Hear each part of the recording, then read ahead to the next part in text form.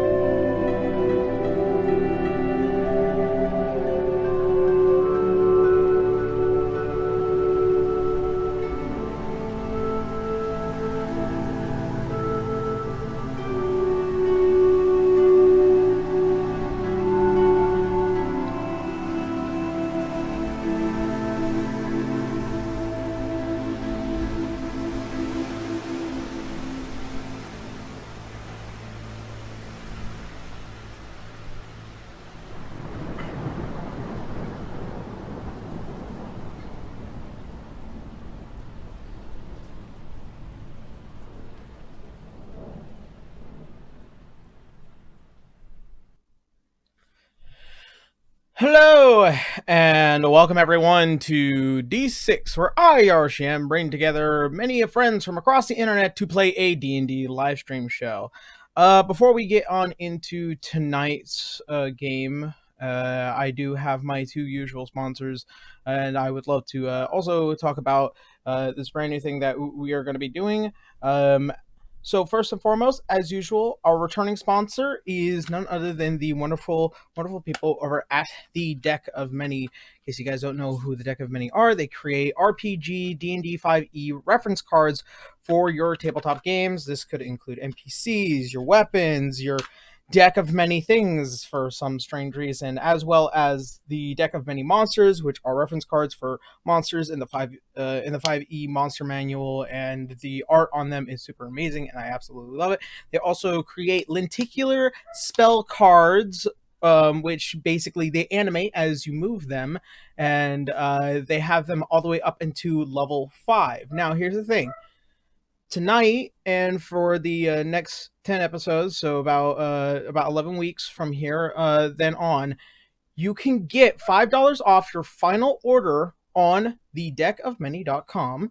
And on your final order, you can get $5 off using the special code D6DR. D6DR. And you can get $5 off your final order. So if you really want to go check them out, it is the deckofmany.com for your RPG reference cards. Use the code D6DR, $5 off.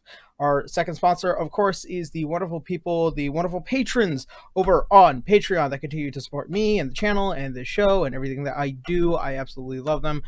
We have Shadow Neko, Philip Warden, Schwarzlock, The Joiner, Sean Ember, or Ember, Zero Ember, and this name is Taken, and so on and so on. And they just continue to be the big supporters over on the Patreon. If you guys want to help out the show, or if you wanted to do some direct donations, there's always links down below to those things.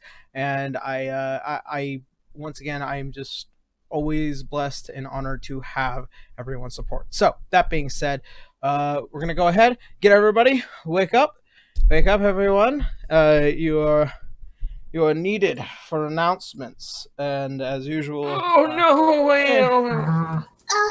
Resurrection. Right. So reincarnation. Good morning, sunshine. Rise. So. Good morning. So first of all, a couple of announcements. First and foremost, from me, as usual, I am still in production of Fate Zero. However, due to some unfortunate stuff happening with one of my editors, Quiz Guru, he had recently gotten robbed out of his garage, and so he has to put off working on Fate Zero in order to deal with that whole situation. So Fate Zero is going to be coming out.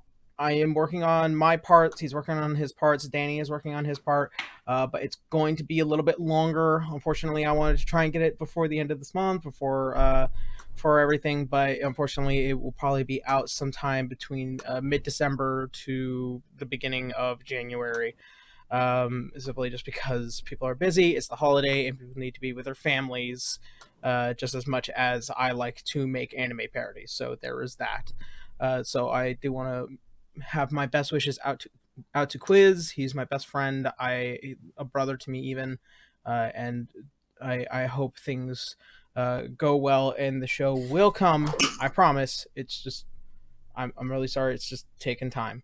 The second announcement that I want to announce is that in the time of December, we are having a two-part one-shot of D6, The Nightmare of Christmas. We had just finished recording yesterday, and hopefully if you are here for the pre-roll, you might have gotten a little bit of a teaser there. So if you guys are interested on that, come back on the 22nd and the 29th of December, because we will be gone for the holidays, and we're going to be spending time with our families, and then we'll be back for the new year, hopefully, and then all that. So special guests are Puffin Forest, Monteglue, Joe Cat, and then also our wonderful artist here, Bracky, who also did the character art for the show as well. So in case you guys want to go check that out, it is over on Twitter right now, and everyone looks super cute and buttony, and I love it. All right. Can't wait for them to die slowly and horribly. I can't wait for them to There was a couple of close calls. I won't say who, and I won't say when, but there was a few. You just gonna have to watch and find out. Yeah. Was it Joe Cat? Bloodshed. I bet it was Bracky. Bracky just can't stop getting killed. And I so, just so, yeah. making characters that die. So if you guys are interested, no. He was dead all along. Nothing. Don't worry about it. We totally weren't talking about you. Nope, not at all. Well, so if you guys want to go ahead and check that out, it'll be on the 22nd and the 29th for the 2 parts, and I hope you guys enjoy it. I'll be premiering it here on Twitter, and then it'll be back on YouTube as usual for that. So yeah, and I think that's pretty much it. That's everything from me. So that being said, go ahead, go around the clock. Boo, how you now? Hey, how's it going? I'm doing nothing this week except working. I'm looking for commissions every week, and you can find me at Boo Radley pretty much everywhere. And if you have any fan or you want to make, post on Twitter to the hashtag D6DR. And yeah. Alrighty, Brecky. I am Bracky, aka Brachyzoid. I play River, the halfling fighter. Come back from the dead. Oh, not used to that. I draw them doodles and play some games at twitch.tv/Brachyzoid and Twitter @Brachyzoid. I'm going to be doing some work, so expect me to be really annoyed the rest of the weeks. And I might come back to do some more Pokemon, like chill streams, for some raiding and some breeding. Maybe shiny hunting. I don't know. Thinking about it. Alrighty. I'm here to remind you that if you want to share any art piece regarding the campaign, you can tag us on Twitter with hashtag D6DR. Yeah. We love your work. Oh yeah, and of course you get your art in the pre-roll because love showing off everyone's amazing work. All right, Caitlin, how you know?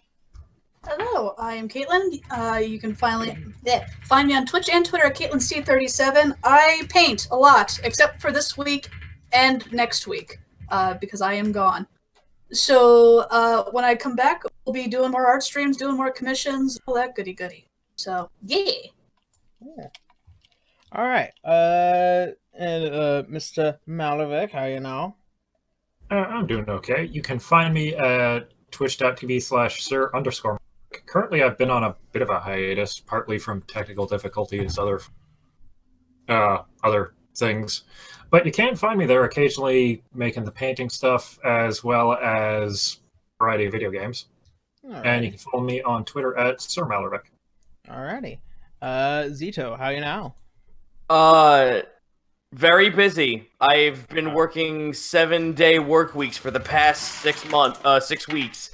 I am incredibly busy, but when the times that I'm not busy and then just making myself extra busy by doing my own personal streams, you can find me on twitch.tv/Zito, where we fucking cold clock shock.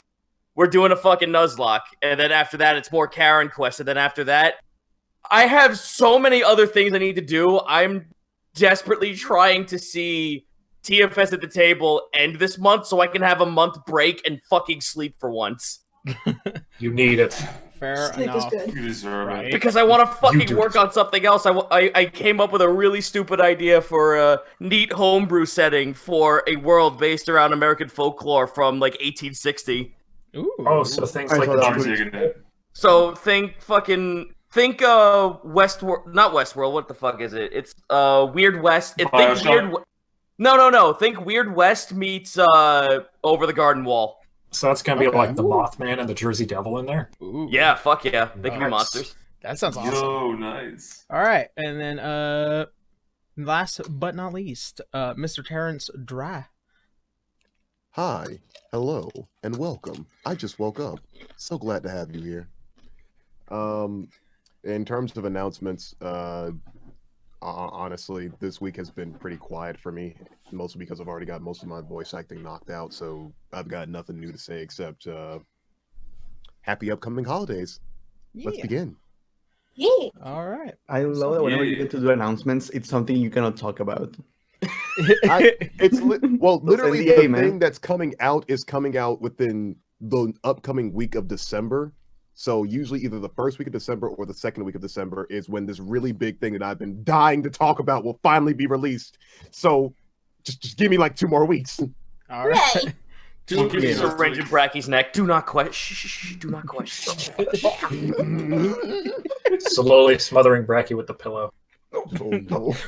That doesn't work. He'll just come back. Oh, just quickly knock him out with necrotic damage. That'll do it. Yeah. Fucking Christ. All right. Quick, feed him Spicy. carrots. If I see an enemy, if All I right, see you an guys. enemy do 1 point of necrotic damage, I'm out of this place. Fuck this. All right. No, that's why we fill it with necrotic damage. So, that being said, let's go ahead and jump on into tonight's game of goddamn D6. There we go. So, last where we had left off. After our adventurers had made their way to the top of White Dragon Summit, they had taken up a quest for a silver dragon who had been in a lot of trouble trying to find a couple of Yeti that had been stealing children and people from atop White Dragon. After an interaction within town and chasing 2 Yetis, one who had been bathing itself in red using the blood of its victims, and the other one being vastly messed up by the rest of the party. They went in and just started combat. Fortunately, our halfling fighter had fallen after being gobsmacked into the ground. And then, in a frantic panic, after killing one of the Yeti, they picked up River and escaped. They lost Leroy while running after it had roared, and they found themselves frantically looking for a way to revive their friend River. After going into the Temple of the Raven Queen and then going to the Cathedral of Bahamut, Elise had found them, their heads held low, and their friend in their arms. After taking them to her small abode that she has dug out herself below the town, using the space below, used a reincarnation spell after expending some magical items and various good rolls, revived River, slightly altered, but alive. And thus the party took revenge back onto the Blood Yeti, and there within the cave they stand, defeated their foe. What do you guys do? I curb stomp the That's Yeti's easy. corpse. Do you do it? It just it's viscera Fuck everywhere. you! Fuck you! Fuck you! Kicking it. I'm happy now. Kicking it with his tiny rat feet. Yep. The tiny lad. Yep. Daggett noises. I do want to look for some claws. You want to look for what? Claws. Claws? Alright. Claws, yeah. No, the ones that kill me. Alright. Ripper wants a trophy. Yeah, a reminder of my demise. Alright. So you do see its paws. Go ahead and make a survival check. Ah, I forgot to pull out my dice. I went for Dang it, Shit, that's right. Oh, whoops. I went for food instead of my dice. Don't worry, you're not the only one. I want to see if we can take a horn or both of the horns off this thing. What did you call it? A survival? You can certainly try, depending on what you want to do. 14. 14? Yeah, with relative ease, you find, where the wrist bone begins and ends, and you take out your sword and hack it off. I just want the claws. No, I don't need the entire hand. I just got the claw to make a necklace. What was your roll again? 14. 14? Okay. Good to know. Yeah. Alright. Canis, you wanted to... There are horns. You can try and get them. It was just survival for that? Yeah. Let's see. When you guys are trying to take off pieces of a monster, it's generally survival. 21. 21. So as you're kind of just scavenging out the skull, you notice that the horns are scrawled, as in like there are engravings in the horns that seem to have some arcane, something fundamentally arcane about it.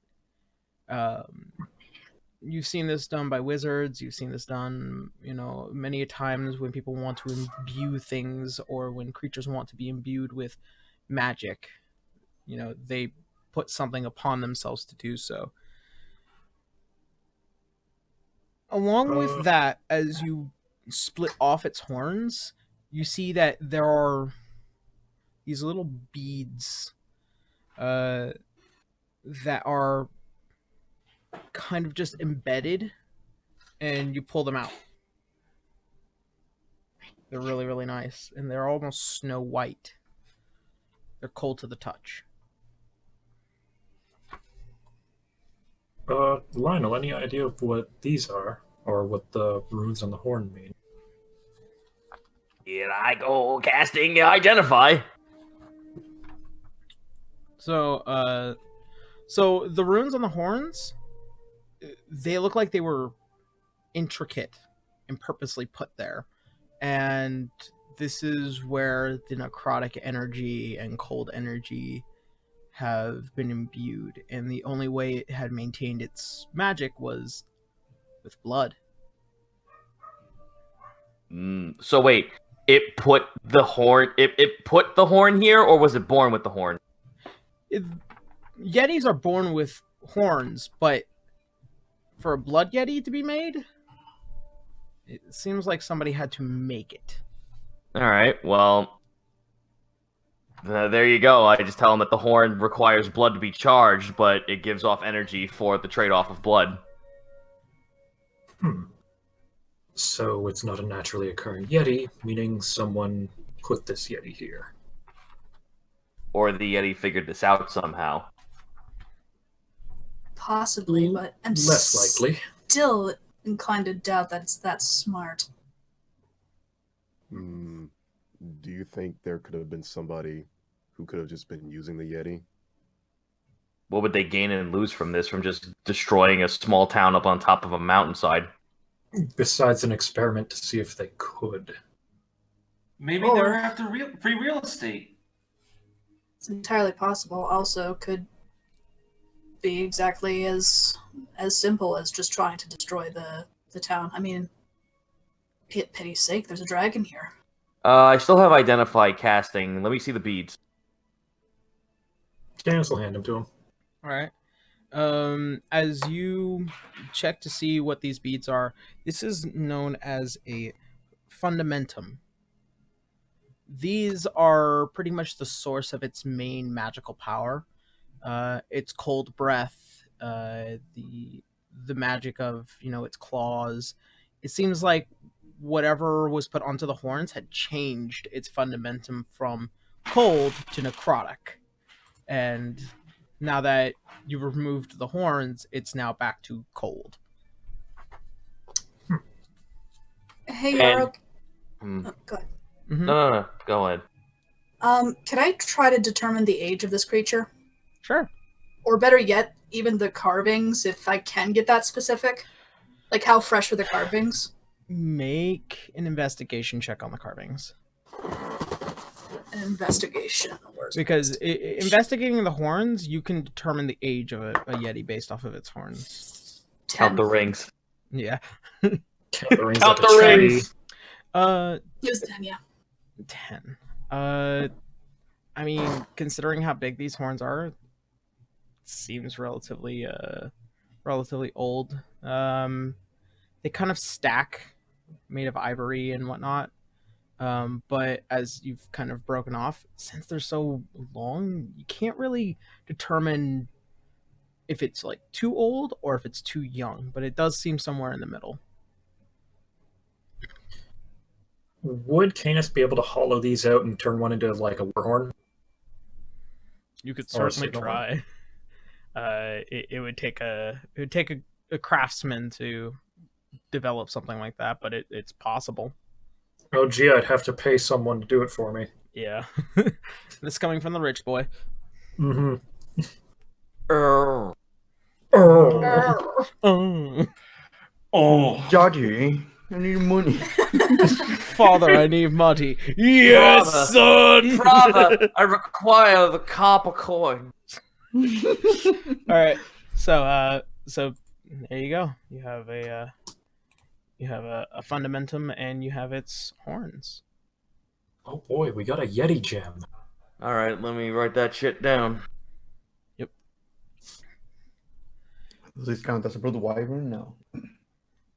And so No, it's a fanged wyvern. No. Can I look around the cave and see if there's anything around and about? go ahead, make an investigation check. Oh, hopefully this one will be better. What are the Yeti eggs that make us feel guilty? 9. 9. Yeah, let us sympathize I with mean- the Yeti now. There are dead bodies everywhere. There's clothes torn. There's rags everywhere. It's bloody as hell. You probably found about maybe 20 gold pieces based off of, what's left over. These people aren't, this isn't a place where people live actively. You don't make a lot of money up here. But they still have gold pieces, though. Yeah, they still have some Yep. gold pieces. Helena will just kind of bounce them Weird. in her hand, and she'll say, "River, you have the shared gold, right?" Yeah. Go ahead and put that in. How much was it? 20 gold. Okay.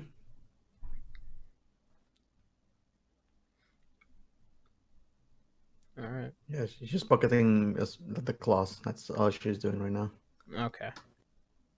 All right. They're in your bag. Don't really have much other than if we see, I don't know, a stash of stolen goods that are not corpses just because they were shiny or something. Is that what you're looking for? Suppose because it's like it's corpses or Yeti. Corpses or Yeti. You know what? Let's see if it stole anything of value. Go ahead and make an investigation check, but this will probably be the last one for this area. Sure. I don't know we're counting. Yep. Investigation. That's a straight up 19. Ooh. I got no pluses. All right. As you begin to kind of walk around and kind of investigate, you do find what looks to be a small alcove of a cave off from the main area, much like the other cave, but this one is much thinner, and this kind of has just become a place where like people just get thrown.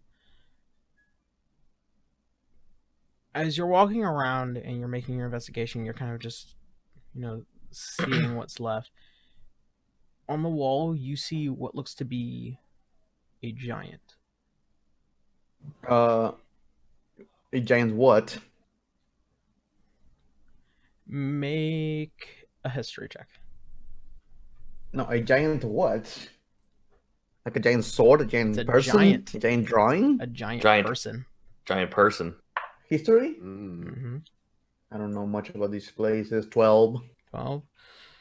You've heard of giants. Do you want me to have a crack at it? You know, a lot of people Guys? are. You guys know that there's a lot of people around here, but this is what looks to be a frost giant, a dead frost giant. I call the others. And What if you? Oh my! Ooh. what's going on? Fro- through your Frost investigation, you find that he has looks to be a spear on his back, strapped, but he looks torn, beaten, and bloody to hell. I do tell Garu. I fill him in on what we're seeing. I will Oh, clang well, my that's shield and my pretty more. sword to make some sound waves so he can see. Bing, bing, bing. Oh, that is pretty morbid. Huh. I wonder how he got in here. Wouldn't imagine that'd be very easy to freeze a frost giant. It's not frozen. Maybe he He's died in dead. here. He has lacerations and he looks like hell. He doesn't have any organs. His abdomen is torn out. His face is clawed apart. Is the He's silver dragon rotting. still with us? Yeah, she's in the other cave. She is too big right now to, peek her head through this, though.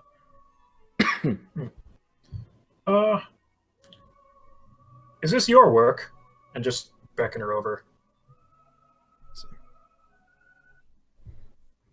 As you hear the giant claws as they begin to kind of move through, you see the giant silver dragon head, and almost without even much moving her mouth, you hear the words, "No.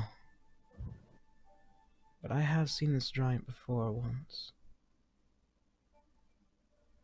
He used to be a hunter.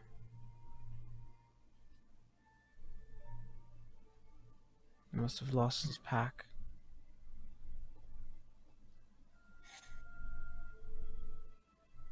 Are there any other dragons in the area? No, this is my domain."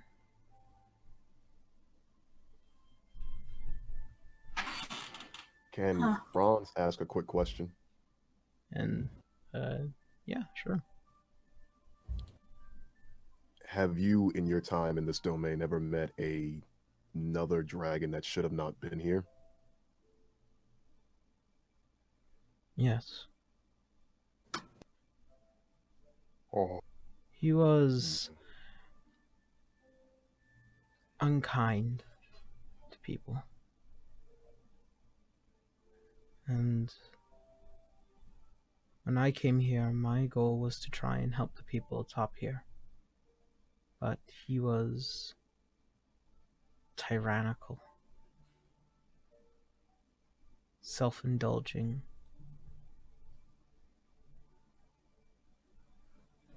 When I chased him out, he did not come back. Do you know if perhaps he worked with necrotic magic at all? No, I never got to know him. Did you at least know his name? Yes.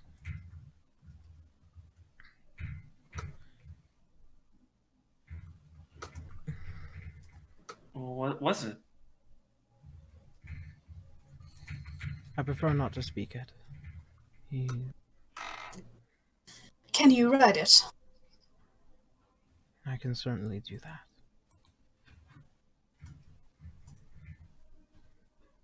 You ever get the funny feeling that something really bad is about to happen? Well, I mean, we've already had a bit of a rough week, shall we say. So yes, often. Anyways, we should probably return back to my abode. I do want to rest before we head back down to Orario. I'm not gonna lie, I would much prefer to leave this place as soon as possible. Nothing against your town, anything, but it's just Hey, Yarrow. uncomfortable. Yeah. I want to compare the Yeti's claw marks, or the claw markings, to the Yeti on the giant's body. River did cut off its hands. All right. Go ahead and make a say Survival or medicine? I was gonna say invest, but Maybe. It could be investigate. You're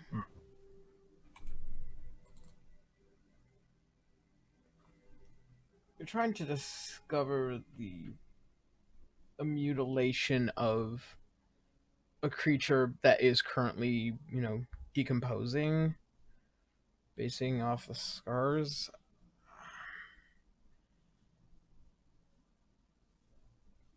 if this is too fucky, I could skip.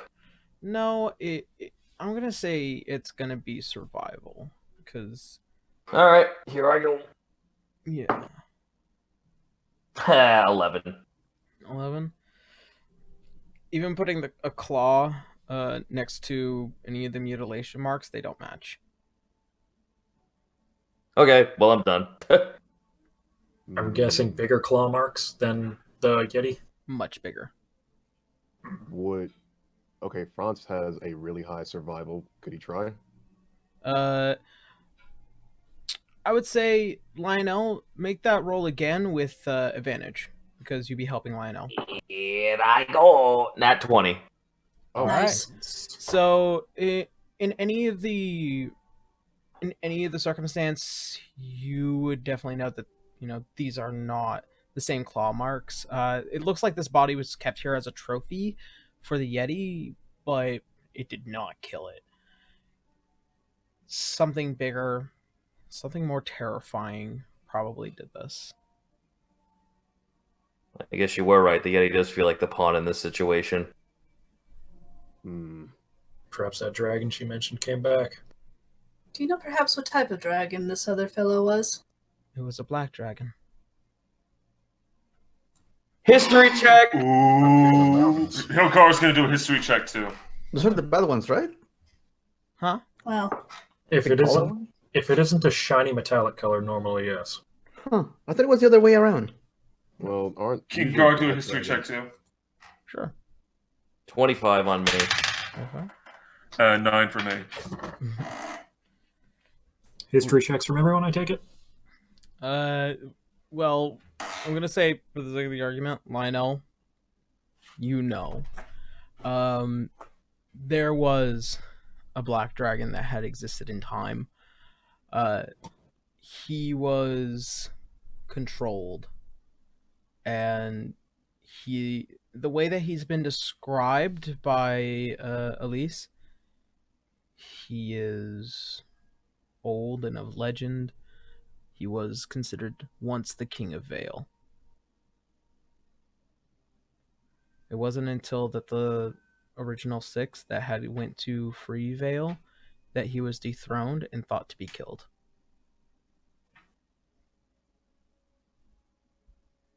The only other black dragon that lines up with history is that folktale about that.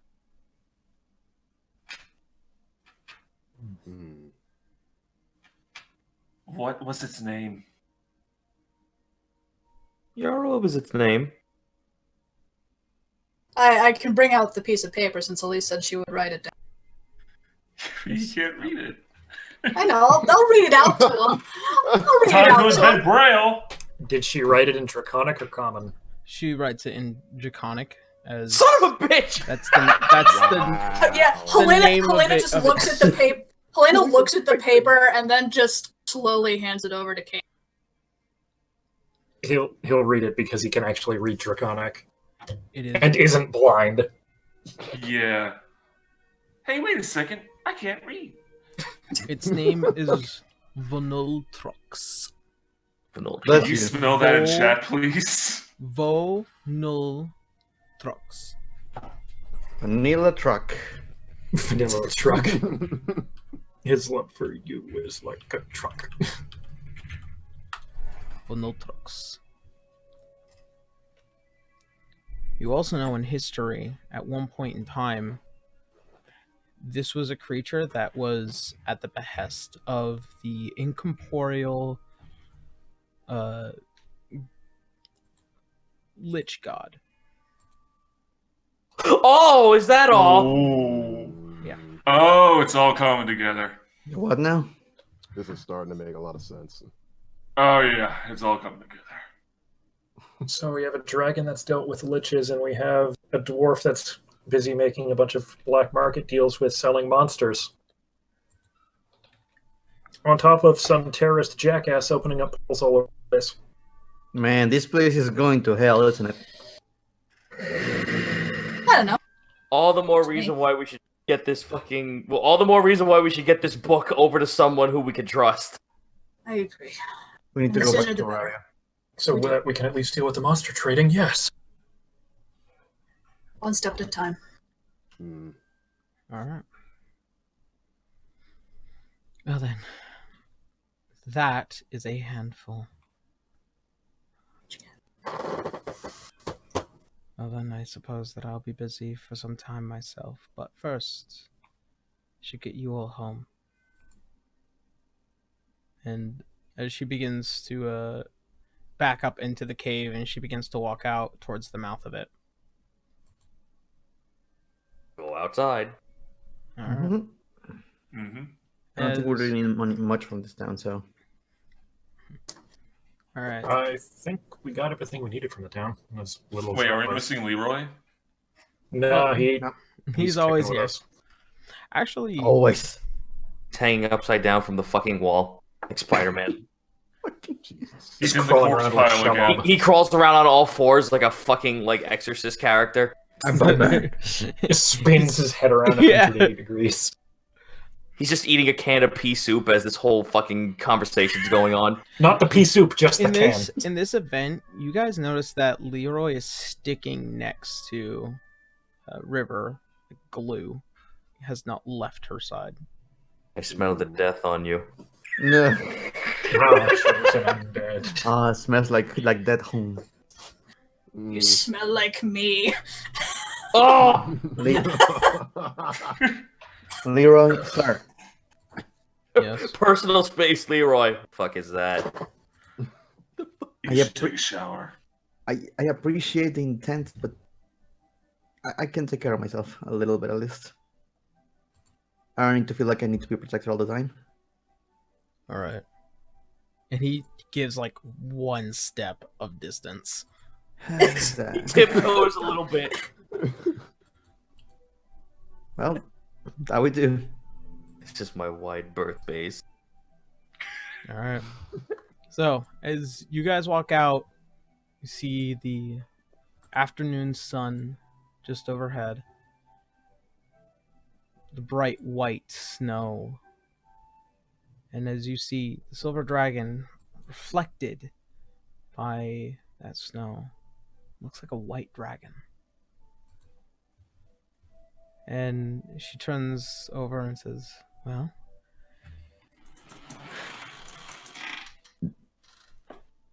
Well, Are we going? are we going like a basket or? Or we Get don't on, have to dude. ride I here. have a back. Lionel just fucking walks up her tail. Just fuck it, let's go. Yeah. Yep. Helena follows. Yeah. Go Do we to need the to clan roll routes, to get on yeah. the dragon? Nope. No. As I have a climb skill, baby. I don't need to. Did you expect her to carry around a picnic basket? I don't know. I've been playing Pokemon Sword and Shield, so there's like a basket there, like taxi. River holds up her the old Nintendo Switch. The old Switch. Pokemon in the grave. so, No, as you guys I- all begin to climb onto the back of this huge dragon, she, once again, as she speaks, not even having to move her mouth much. Oh, hold on. And she lets out her wings as they unfurl. this is why I wanted the basket. And she begins to start running down the main trail of White Dragon Summit. And as the wind now begins to pick up under her wings, you guys lift off into the sky. And guys head thousands of feet into the air in a matter of seconds. I want to say one thing though. We are on an ice dragon, flying at the very top of the ice mountain, near the clouds in the winter. Don't it's worry cold. about it. Alright, We have winter Actually, clothes. You make a good point, Bracky. Now let me make a counterpoint for you. Shinji, get in the fucking robot. Get on the dragon, Shinji. Yeah, it's definitely cold. As you guys now begin to fly overhead, you now see cresting the metropolis that is Orario. Oh, it was fucking fast. You guys spend pretty much a good majority of this day flying and making your way closer and closer to Orario. You sure you don't need to rest? I should be You can rest fine. on the dragon. I'm talking to the dragon. I should be fine. And you guys find yourselves closer to the eastern gate, and before she descends, you see her move her mouth a bit, and it feels like magic begins to envelop everyone. You all turn invisible. Oh, I could use this. What is this? Oh shit, we're riding the invisible jet. After another hour or so, and the night beginning to kind of crest, you find yourself closer and closer to the eastern gate. As she begins to land, you see as she's trying to catch her feet below, you guys feel the hard stop as you all have to hold on as hard as you can. And as soon as she ends her movement, she begins walking and trotting along. She finds a small break of trees before the eastern gate, and as you guys get off one by one, well then, It's not like you haven't been carried before. If we felt where to fall. Heights are not something I'm used to. What? You were practically frozen to the thing, darling. You're fine. Lionel doesn't move. Yeah, Lionel, you all right? You look over at Lionel. It's catatonic. Gar's gonna pick him up and clamber down. You pick him up. Go. Oh, it's over. That was the easiest sleep ever. How do you function? That was self-imposed. I just took a really long nap. I know, but Think of it like meditation. You know what? Sure, yes. Well then, I have to thank all of you once again, and I'm sorry about what had happened to you, little one. She's not looking at her. She's trying to avert her vision. Well, I must head south for now, but I'll be back soon. If you ever need me, you know where I am. Hell yeah. Do keep watch, ma'am. I'm sure those dwarves are still going to be trying to be hot on our tail. Well, you made it home. I fulfilled my bargain, and I must thank you all for fulfilling yours.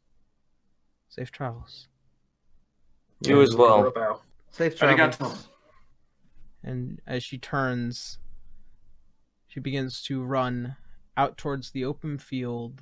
You see the wings unfurl, and as she breaks distance, you guys lose your invisibility, and you no longer see her. Darn, I rather liked that. I suppose we can walk into town now. I think so. All right. So, as you guys begin to walk towards Orario, you see there are several mithril guard of the Orario kind. Oh. Yeah.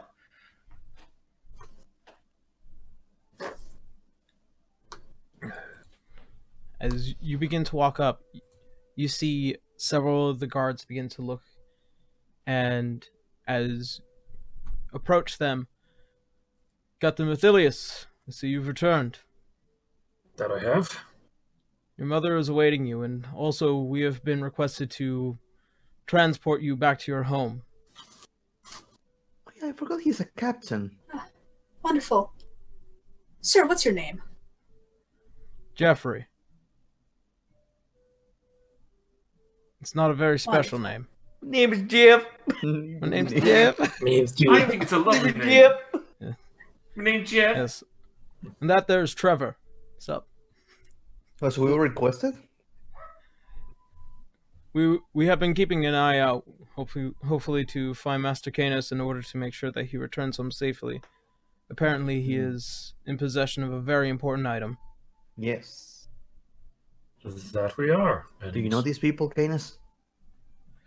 Do I? These look like the average mithril guard for Orario. It does seem like there are some that are bearing the mark of the Platinum Emperor. It seems like faith of all kind, but these are the city's guard, and they care about the city more than anything else. Well, these men in particular, no, but they seem trustworthy enough, do they not? And I don't know if you'll let me do this, Yarrow. Can I insight on when the guy gave his name? Yeah, sure. I don't know. Ever since all the things we have been dealing with, You insight him to find out that his name isn't spelled Jeff, it's Geoff. Oh, Yeah. Yeah, so after a short story as to why he was given the name Jeffrey, it is spelt G. It is spelt with It's spelled A-G, Geoff. not yeah, it's He's Geoff. Geoffrey. It's an 18, by the way. Yeah. So once again, the story continues as to why he was named Geoffrey instead of a Geoffrey. I didn't ask for your life story, Geoffrey. That's a wonderful tale. Insight. So, Yeah, 18. as the small troop of about 8 individuals begin to surround your group, they all kind of make sure that they keep an eye out to the sides, because these are like security people. They're trying to make sure that everyone's okay. These are our bouncers. Yeah. Mm, So Yeah, as but- you guys pass through the threshold of the city gates, you find yourself here in Taravis, which is the more open and farming area, and more closely related towards the Wild Mother's church that resides in this area. Actually, go ahead and pull up I was this going to doc. say, as soon as we start looking, and we are not going in the direction of Kainos' house. I want to be on. You guys are heading to Okay. to Crestpusk, which is the center of the city. I apologize, but paranoia setting in. Yeah. Suddenly, everyone in the entire town looks like a dwarf. Yeah. Lionel's got a fucking beard, like a fucking like a Meowth, Galarian Meowth. God. I love Calormia. Helena Oh, will just kind of subtly wrap her arm around Canis's, and she'll just kind of pull his ear down to her, and she will just say, "There are some people in this place, in this city. Just be quiet. Just be careful." Fair enough. So, as you guys begin to pass through here, you pass through what looks to be the Ace Line Gambit Tavern, the Evergreen Market. You get through the Green Home Temple, and then you find yourself well within the bordering between Noxla and the gate of Crestpusk. After passing through, you find yourself within the center of the city, where the royals are. You find yourself at the front gate of the home of Metilius. And as all the soldiers now begin to form their two lines behind their captain, the transportation is complete. Please enter the home and be safe, sir.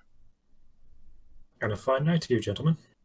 And they all do their salute, and then they leave. Canis will salute back. All right. So, as you guys now enter through the gates, you find yourself once again in a warm home, and this for the first time for you, Helena. It is a nice house. Yep. Very nice house. Helena's just looking around curiously everywhere. You live here? You were here, Lionel. No. I'm saying like on her perspective. You live here? I mean, she's seen that he's fancy schmancy, so not terribly surprised. But she is definitely curious, and she's just kind of idly poking around. So Yeah, it's a lot of very nice housework, very good handiwork, plenty of marble, various niceties that make a home. And here you begin to see that there is a older gentleman with a mustache, as you guys have known to be the butler, and as he begins to approach the door. Master Metilius, you finally returned. Your mother is upstairs in her study and very worried. Anyways, to any of your friends, if you would, please stay down here and I will have to lead him to her. I will return shortly for the rest of you. He begins to pat the back of Canis. Yep. For that, Canis will just look over to Helena and have his hand out. I want to insight this man. You've known him Helena. before. Go ahead. We're all super paranoid here, and I'll do the same. I'm gonna insight the hell out of fucking Meadows here. Hold on. Oh God. 18. All right, Jeeves, what do you got for me? You've met him before. He's not untrustworthy. In fact, probably loyal to the House of Metilius to a fault. Okay, for now. All right. Oh, damn it, Woodhouse. You can see Helena's mouth just kind of flat and looks a little displeased, but she does reluctantly pull out the book. And she'll just, after just a moment's hesitation, she'll just put it in his hand. All right. He'll take the book and follow the butler. All right. So Fuck, I did it. we'll get to that interaction soon. As for the rest of you, after about a few minutes pass, you see the older, bushy-eyed butler with his very nice curly mustache now lightly coming back downstairs. And it seems like all of his friends have returned except for the tiefling one. And He's doing something gained else. an elven one. He's safe, we assure you. Oh, that's good. He was a very nice young man. As for you, what is your name, miss? Helena will do a small bow. Oh, I am Helena. and he returns the gesture. Oh, you're so polite, like the other young man. That's very good. Well then, are any of you hungry? The chefs are finishing Yes. their...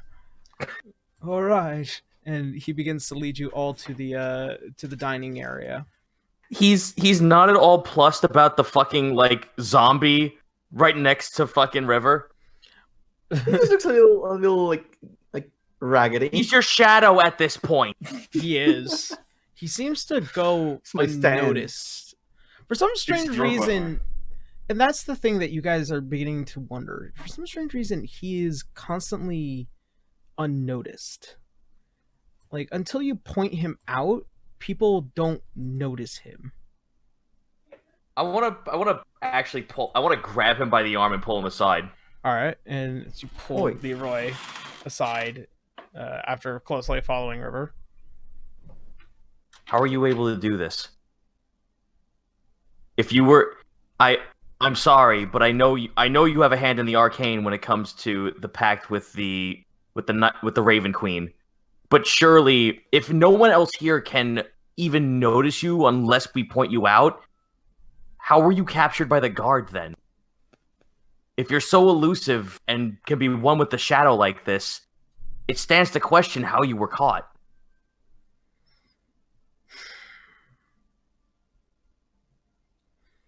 It is my magic. However, I think that house, when I was trying to find the hammer, I felt like all my magic was falling apart. It wasn't easy, especially in the room where it was. It was thin in various other places, but there, they cornered me and trapped me. How deep does your magic go in doing this? Because with the flick of a wrist and a few bit of magic components, I can make myself vanish, but this is entirely different. You just can vanish from sight by just standing there. I can show you. You said the magic word to Lionel. You just fucking said the magic words. I will teach you the great power of walking. I will up teach stream. you. Fuck yeah, you will. Let's do it. So, I'll show you later. Fair enough. But now, to line up, just looking at him, just like, you're gonna teach me some new tricks. So, Lord. Now your shadow has a shadow, River. yeah. It is explicitly an act, like he actively has an ability from the Raven Queen. So that's the Fuck reason yeah, why. okay. All right. I like it. I like it a lot. Oh yeah. So He's gonna pass Yarrow, it off. if it's all right, I know we were following the, but is it all right if Helena just takes a detour, if she can manage it, to just poke around the house? sure. It doesn't seem like you're like entrapped to be in one place. As you kind of poke towards the butler, he's like, "Oh yes, you're more than welcome to walk around the home. Just try not to enter the lady's study, if you will." Ah, of course, I think I can do that. Don't tell her where not to go. She's gonna go now. I don't know what you mean. How dare She's you? gone. What do you mean? She's gone. She's gone. Who are you talking to? Oh, see, she's already doing it. Is food here? And like Leroy's is like, "Oh yeah, she's already doing it." Is food here, by the way? Huh? Is food here? Oh yes, as you guys begin to see the wide and slightly changed menu at this point, a lot more cheese products. Ooh. It fucking sucks. You They see, said there's more cheese products. There's more. Oh, I thought this was a none. there are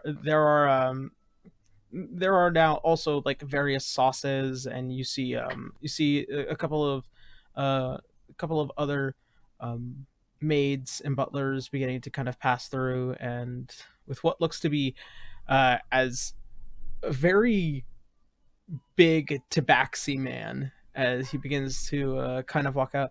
Welcome, my friends. Hello. I am your chef for tonight. How are you doing? Franz immediately just says, "Do you have any flying objects that are utensils and or sitting products?" Oh no. I prefer to keep my utensils well on the table unless they're in hands. I love you. Thank you. Very well. Correct me if I'm wrong, but are you asking for a challenge?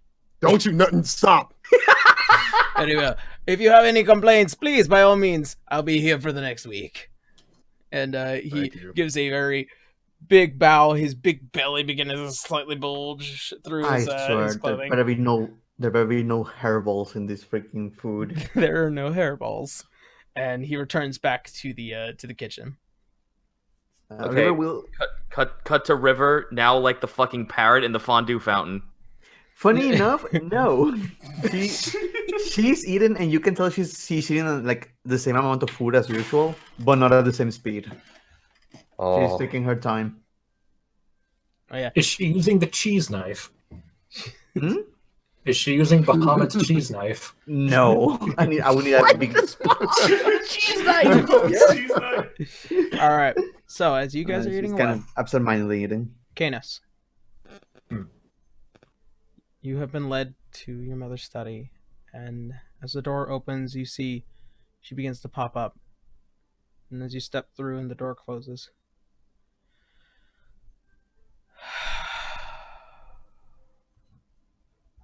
Good evening, Mother. How have you been faring? I am stressed beyond compare, but I'm relieved that you're home. She gets up and she begins to slowly walk over towards you, and then she gives you a very warm embrace. My lord, you're Canis, freezing. return it. You are I've spent cold. the last short while at Dragon Peak Summit, at White Dragon Summit. You're home, and it's warm. And she releases you. I received word, and I did my best. She begins to return back to her desk, and she sits down. So, what is it? Are you aware of the Platypus family in Krog? I am. Oh. I've recently come into evidence that they have been doing some extensive dealings and such, involving police corruption, dealing with monsters, and many other sorts that I don't believe I have the time to explain.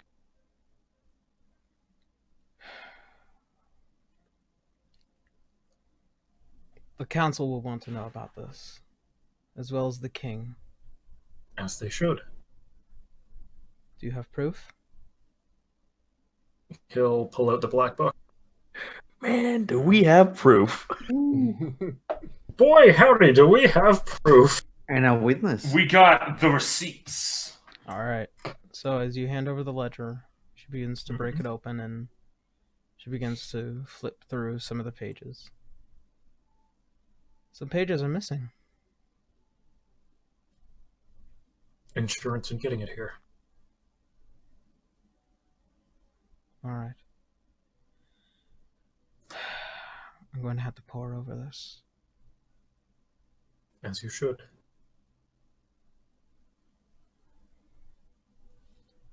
As she begins to pull off the spectacles from her face, she begins to furl up her hair into a small ponytail, and she begins to tie it with a silver platinum string.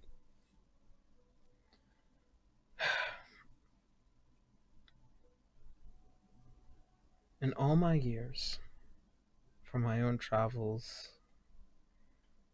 my own battles, I never knew that you would end up having to deal with those very same things. I would never ever have wanted any suffering for you.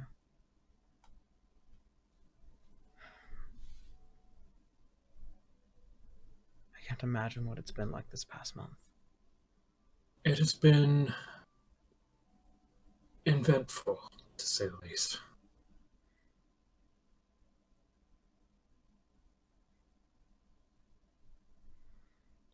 Well,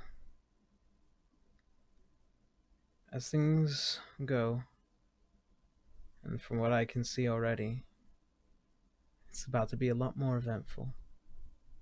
You've put a target on your and all your friends' backs. It's going to take some time to stop whoever needs to be stopped, and it's going to take some time before we make any major movements, but due to this, I have requested an emergency council meeting.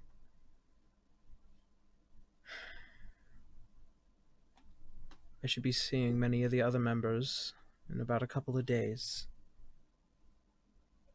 And with this, hopefully the Platypus will be removed from their seats within Krog, and hopefully might even have some resolve to fix whatever mess that they've made for this country.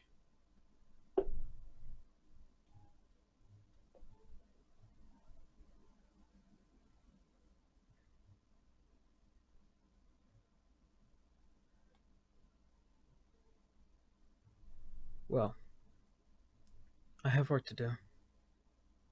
And to say the very least, I am proud of you. To say at the very most, you are much like your father.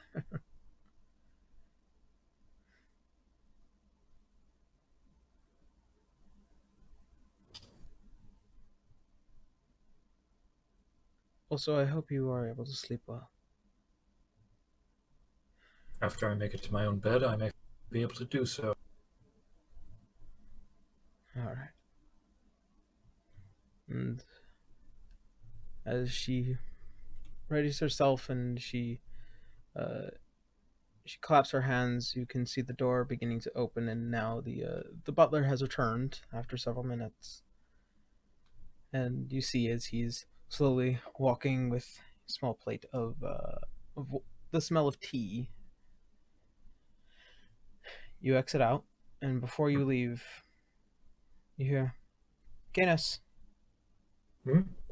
I love you." I love you too, Mother. And as you finally leave, the door closes behind you. Oh, that was the most dead anime mom syndrome thing she could have ever done. She is too tired. She's gone. She is tired. She is fucking gone. Question. We don't. Question. Does she She have has the the ponytail? book. Does she have the It's ponytail like a over her pulled shoulder? back Up in the ponytail. No, Oh, not no. like to the side, but towards the back. Oh no! Oh God! Like, Before going back down and being around people, Canis is gonna take a deep breath, stretch, and just slouch a bit. yeah. Just some modicum of relaxation before going out and seeing people again. All right. So you find yourself downstairs. There is a Helena kind of just inspecting the entire house, and your friends now within the dining area, scarfing down a lot of food. Garo's not really eating anything, actually. He's Oh. just like looking at his food. He's just sitting there. Just sitting there menacingly. At least time there isn't a boar eating half of the food. I'm not done. It's going to take me a little longer. Give me a day. Give me a couple of hours. Oh boy, Canis will actually get food this time. Yeah, there's a lot of food left over this time. It is wild. It's wild because the last time you were here, it was almost impossible to get a food in edgewise here. It's you get it what you can. I still don't feel comfortable eating. I have a lot on my head right now. How did things go? You and me both. Seems like there's a lot on the mind tonight, right? We should be safer here for the time being, but Clydepost is still going to be after us for being. And hoping that can get sorted out quickly. As we accomplish getting here. You do realize that we still did something completely in the right. Yes. I do. For the greater good. It may have been, of course, of course. it may have been the right thing to do, not necessarily the right way. Well, unfortunately, doing the right thing often doesn't always mean doing it the right way. Who's really in charge of what's the... What's the what? Yeah, you guys are cutting out way too much. Yeah, you cut out. Dadgummit. I said, who's really... And Again? she cut out again in the same spot. Yep. Dadgummit! Is your like mic sensitivity doing something wrong? Like, check No, it this shouldn't be that. Yeah. Am I This has cutting never it at all? happened. Yeah, this has never happened to Mal, but whenever it's Caitlin. Alright. I'll just move the mic closer. Who's really in charge of what's the right way and what's the wrong way, really? Well, if you start reading them things called the Bible, the gods do. Or the laws. Laws of the land. Oh, I don't seem to have that Feywild. Well, The Feywilds is godless? your king's word is law. That's how it's always been. I love when it's called. But those I just words are listened. very few and far in between. I just listen to what I'm told. I don't know. So what's the plan right now? We are going to stay here for a while, see how the things go with the whole evidence we have. Well, it's what we're capable of dealing with right now. Uh, First off is that Naga in your town. yeah, That seems to be the easiest thing to deal with. easiest is another- an immortal creature. Let me finish. The other thing that we could deal with is researching into that mercenary company that burned down your town before. Yeah. With which, Lionel, you have free access to our library here. You're welcome. Yeah. Oh boy. He's just Lionel, vibrating. Lionel just like sits up, looks at Canis, flicks his finger over at Franz's utensils and makes them fly. You can't hear it, but he is screaming to a frequency only his dog ears can hear. Ah. And then he lets him sit back down. Excellent. It seems like friends went catatonic. A silent, screaming face that we can't hear. Somewhere in the distance, a dog is barking and howling. You look at it and it's like, you can hear this image. What image? Sure. Garu? What? Yeah. Yep. What's up? You okay there? Oh yeah, I'm just doing fine. Just thinking some things. You haven't There's touched your definitely a lot food. to process. I haven't. He just looks down at his food. He's looking at somewhere else completely. I haven't. He Thanks for eats the reminding me. napkin that's sitting on his plate. He just starts chewing on the glass. Yeah, wait a minute. Oh, wait a second. How did he look at his food? How does that work? His eyes actually open for the first time. He yells at it first. We have fun here in DRDs. Yeah. D60R, yeah. Crunching on some glass. Oh. Only in this game. Oh. Delicious silverware. Yeah. It tastes like glass. It has no That's not food. He just starts eating a napkin instead. No, Well, that's guys, not, you gotta get that's it not, on this hard sand. Garu, that's not food. I need 17 pounds of sand. No more, no less. Yeah. Alright. Everyone's going to point him to proper food. All right, so you start putting actual food in front of him. Something on your mind? Not really. It's just there's just a lot to process. That's all. It's nothing. It's none of your concern. Look, I will understand that when I have a lot in my mind right now, but I'm still eating because I know it's necessary, so you might as well. Well, good point. He's just gonna start stuffing his mouth so he doesn't have to talk. Hmm. All right. Well, if Lionel just like kind of like takes a nice drink of ale and then just fucking puts it down. Okay. Well, now I've had some food in me. I feel like we're safe, and hearing now I have a little bit of a wellspring of knowledge. I can talk about that little experience we just had. So I think I saw the birth of the universe. I'm sorry. What? I've never heard in my entire life of someone being brought through the resurrection of magic that wasn't necromancy. When I was bringing you back for a split second, I saw lights, galaxies booming. I saw the stars dancing. I saw forms, God speaking, and then a void-like monster coming before me. And before I could hear anything of that, I snapped to it, and then there you were with albeit a different strand of hair color. Yeah. And eye color. Yeah. Well, I don't know color what I anyway. saw, but I can't wait to dive headfirst and to figure out what it was. Wait. Did you say you heard a voice? Multiple voices. What did they say? No, sorry. Let me double check my notes. It's okay. Are you winning, son?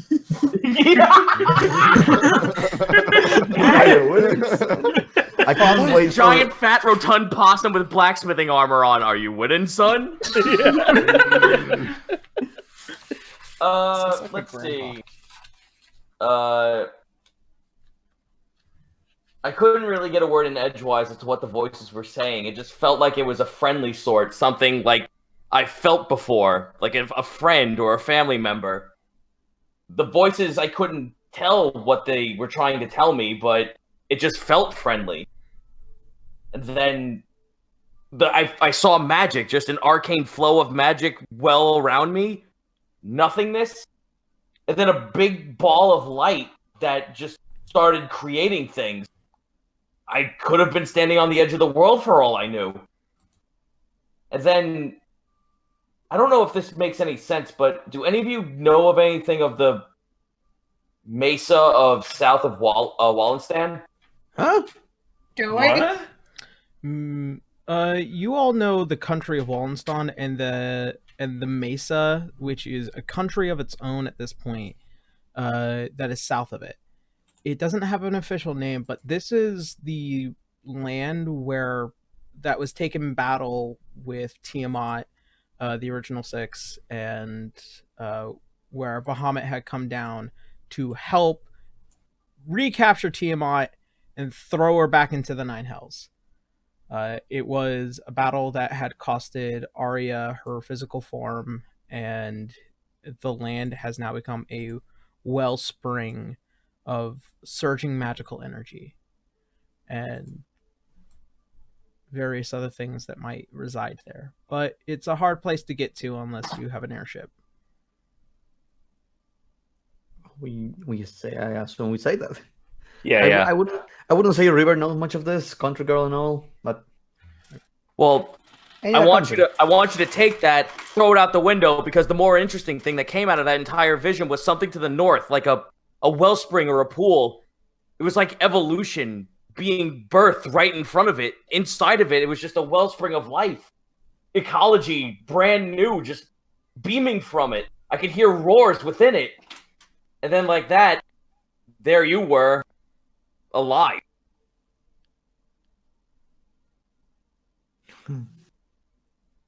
I well, I didn't have the universe experience, but it was in a void.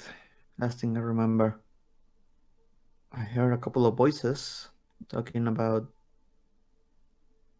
needs. I needed to come back. It felt like I was being thrown, like I was being pulled on the water.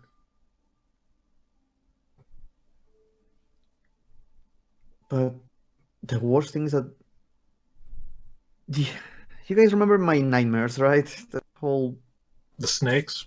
yeah, Cobras? the cobras. 17 pounds of sand! The boy, Needs it.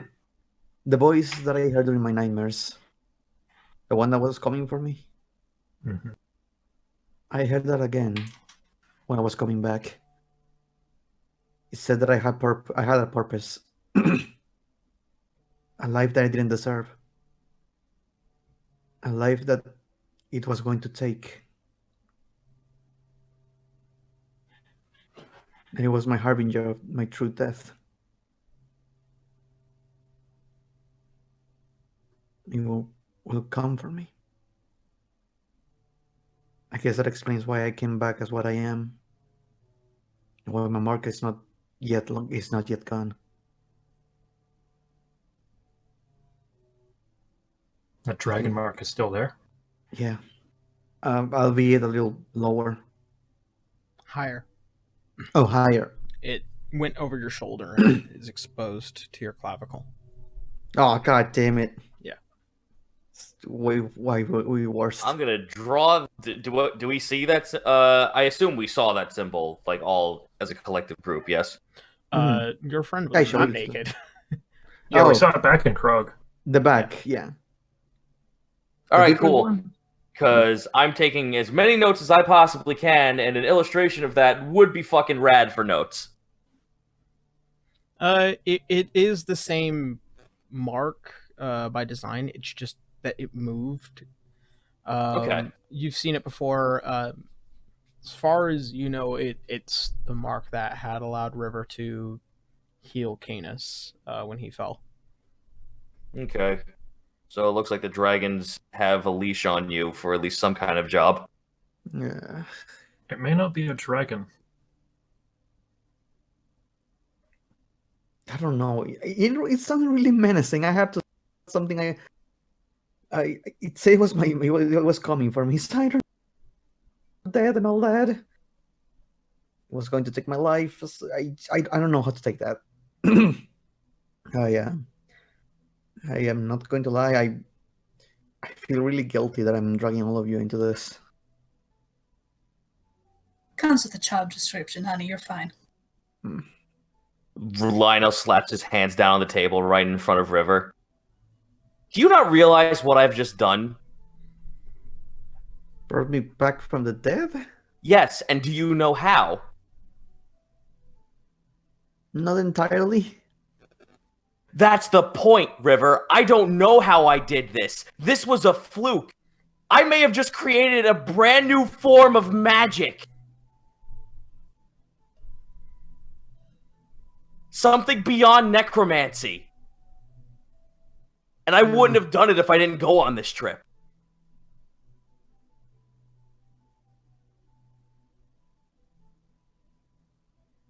I think what he's trying to say is, darling, it's really nothing to feel bad about. We all know what we were getting into. I don't. And that's the best part! You frightened Lionel yourself, holds his Lionel. hands up in a bald fist like, whoa! The learning experience. It's nice Could to have see him been smile anything. again. It is. I was a little I worried. told you a smile would come back. We told you it was just a phase. All you needed was a gigantic rich person library. Jesus. Yes! Damn it! Just introduce him to it like Beauty and the Beast. Just swing it open and there's like thousands of books. So, Oh, dude, fuck. Look at this stuff. Isn't it neat? Wouldn't you think my collection's complete? Lionel, as you are continuing your conversation with your friends, the wonderful butler appears almost out of nowhere. So sorry. I had just remembered that we had been receiving many letters, and they are all addressed to you, Master Lionel. And he Nope. hands what looks to be a small stack, 4 different letters, all addressed from your mother. Where are we getting his mail? Ooh. What? It had to go Are you somewhere. serious? Ooh. Why did it go here? Well, no. I told my parents that I was going to be working here. Oh, it's true.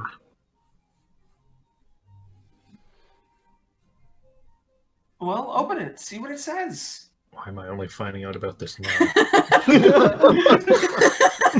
I'm getting someone's mess. All right, fuck PO yeah. box. All right, so Thanks for the PO box there. Hope you can flip the bill on that one. I got the large box, by the way. Okay, Ness, I didn't know that we were supposed to. so Good to know. So Lionel, do you want to open your letters now, or? Fuck yeah. All right. So letter 1, it is a confirmation from the time that you had sent your parents some money, as well as, well wishes and hoping that you were doing well. It seems like your father has been doing something relatively interesting as of late. Aside from cobbling, he is now sticking his hand into brewing. Not exactly sure where that's going to go, but we'll see what happens. Oh, Dad's getting hobbies. That's cool. Letter 2. Your mother, once again, it is a letter discussing that she had been hearing how your brothers and sisters are finally leaving the Min. Finally. Oh, I couldn't hear that because there was moving chairs. What was that? Sorry. That letter, constant well wishes, so on and so on, and then also the brewing smells like yeast. However, your father seems to have found what he is calling his secret ingredient. Oh, God. And it is it is from one of the well springs that reside a little to the west of the Forest of Spiritsu. And Oh God, he's getting into frog beer. He's saying the waters are from all around the universe. Not exactly sure what that means, but okay. Fucking what? Ordinary water. That sounds That's like a really big fucking step for you. So, Dad? letter You drunk 3. drugs. That sounds like destructive bullshitting right there. So letter 3, wishing you well, and a little bit more detail into this brewing process. It seems like the brews are turning out really, really good, and made his very first cask. And it seems like one of the local taverns have been looking for some new spirits and had decided to sell this cask for quite a bit of gold. And then it seems like the letter had stopped, and then what looks to be frantic writing of Please don't. the cask sold out night one. Holy Dad! And By the way, you were saying something about his brothers and sisters, and that's what the cutout point was. What was that about? the brothers and sisters are finally leaving Union. Okay, they're on the move then. The Merry Middles are finally leaving Union and heading to Wallenstein. Oh, that's great. And now letter 4. It turns out, due to the basically the money that he got back for selling the cask and the money that he was getting for the amount of people that were buying from the cask, the money's good. Like real good. Like, oh my god, that's so nice. 200 gold by the time they came back, and they're asking for more. And so, oh my god, Lionel is so happy right now. Like he's like almost fucking watering. His eyes are watering. So your dad's new brewing experience, and your mother is still now kind of just taking care of the cobbling business along now with the brewing business. And that's pretty much it. That's the letter. And once again, wishing you well, and also to thank you for the initial gold, because that gold helped them start the business. And those are the 4 letters. Lionel has this big goofy smile on his face and he's crying. Question, did he read this out loud or? No, he didn't. Okay. Lionel is having a good day. Yeah. Well, I was right. I'm happy. I'm so happy to find out that my parents didn't need any of us. What do you mean? My father and my mother are happy. Like, with the gold that I sent them, my father's making an ale empire back home. that's wonderful. That's You great. you see River like with a forced smile. Just that's great to hear, Lionel. Without looking at River, Helena will just quickly swat her up on the forehead with the back of her hand. Just great to hear. It really is wonderful.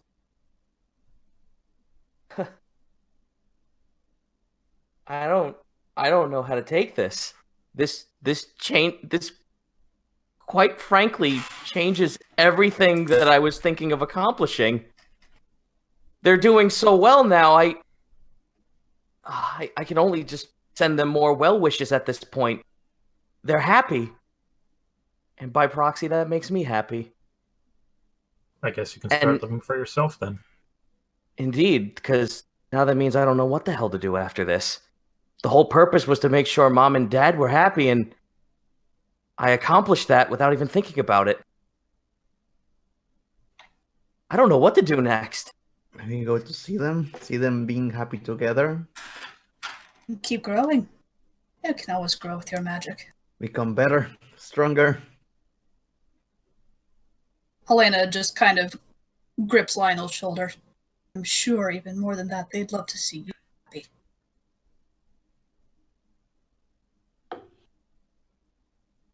I need to taste this I need to taste Dad's new brew for myself. River is going to walk away to the table. Sorry. All right. Ooh. Lionel just starts writing in his book ideas of like what to write to his family at this point. He's pretty much just writing the initial letter back to them. All right. So yeah, with a good chunk of gold, especially in this world, you can definitely work with good ideas. And considering that mostly sakes and various kinds of ales that get imported there vary from place to place. Seems like your father's recipe seems to have a very particular to it. So the invested interest. My dad became a fucking alcohol empire. He's a startup business. It's a startup Hell business, yeah! but he's with your mother now working as the lead cobbler, and he is starting relatively strong. So that's always a good thing, especially for a village like your own, which is hard to get to, and then also a country like your own, which doesn't vary itself in the spirits that it makes. Do they mention if the drink has a name? No, not yet. There is no name yet. Yeah, Lionel's gonna be frantically fucking writing a letter back home. All right. Do you need that right this second, or can I have No, time? You definitely have all the time in the world. So, Lionel gets a win! Yeah! Yeah. Yeah. awesome. It's all coming up for Lionel. All right. So, with that, we're gonna go ahead, take a quick 10-minute break. Then we will come back, and we will see what else leads to the rest of the game. So, Holy fuck, that was so feel good. That was so feel good! Yeah. Yeah. Wholesome feels. Not Alright. for River. all right. Oh All right. boy. So we'll be back at 7:33 or 7:43, so yeah. See you guys then. We'll be back. Should we Half mute an hour. us or you mute us? Huh? Shall we Should mute we- ourselves Yeah, or you mute us? Yeah, go ahead. Or actually, you know what? Here, I'll do it. そうだ、味方だぜ。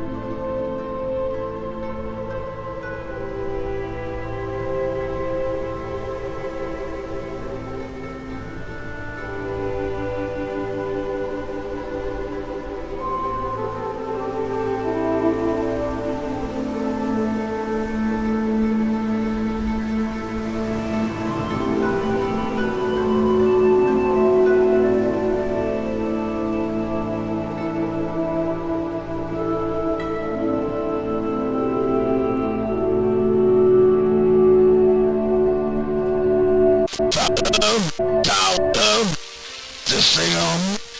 Oh. It seems you have found yourself the signal. Very well.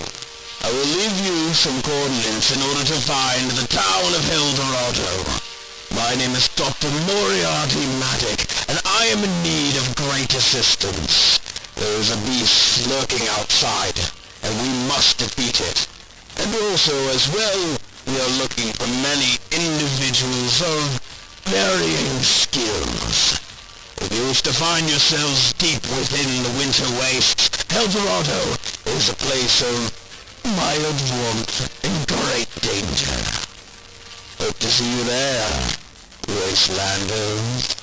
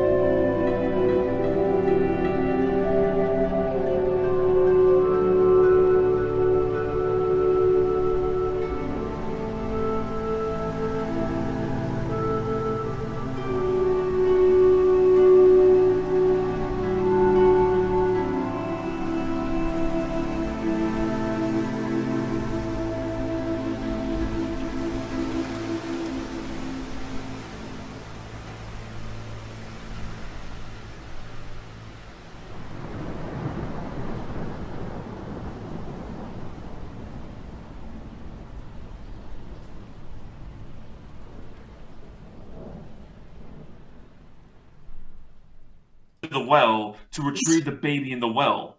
You Exactly. have to give and Specifically take. the baby. Every week, it's the same thing. Listen, your tiny little Every arms week. can reach longer than you think. Every week, it's the same thing. It's gonna be the same thing forever. Well, Yarrow, because the first time you told us you came in on us throwing children into the well, we're going to start every single one talking about child murder. You only did this to yourself. We're going to change the name of the party to Baby Eaters. Oh, God. Oh, speaking of... All right, so... That's the name of a metal band right there. Oh, God. So, where we had left ourselves... All right. So,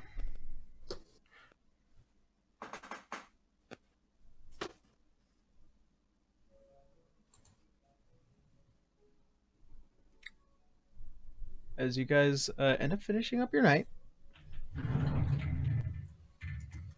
anything else that you guys want to do before the new day? I will say that Helena has kind of been hovering. She's been very antsy, kind of been wandering, especially ish, to Canis's mother's study. Okay. She hasn't entered it. She hasn't really been making it, but she's just kind of been idly poking at stuff in that general. All right. It's just stuff. That's fine. Like I said, she's just being antsy in that area. All right. Franz is literally just going to be preparing his spells again. That's all. All right. Before going off to talk to River, Canis will bring up one of the butlers and say that when Lionel's ready, show him to the library. All right. As he does. Very well, sir. Mr. Metal, if you would.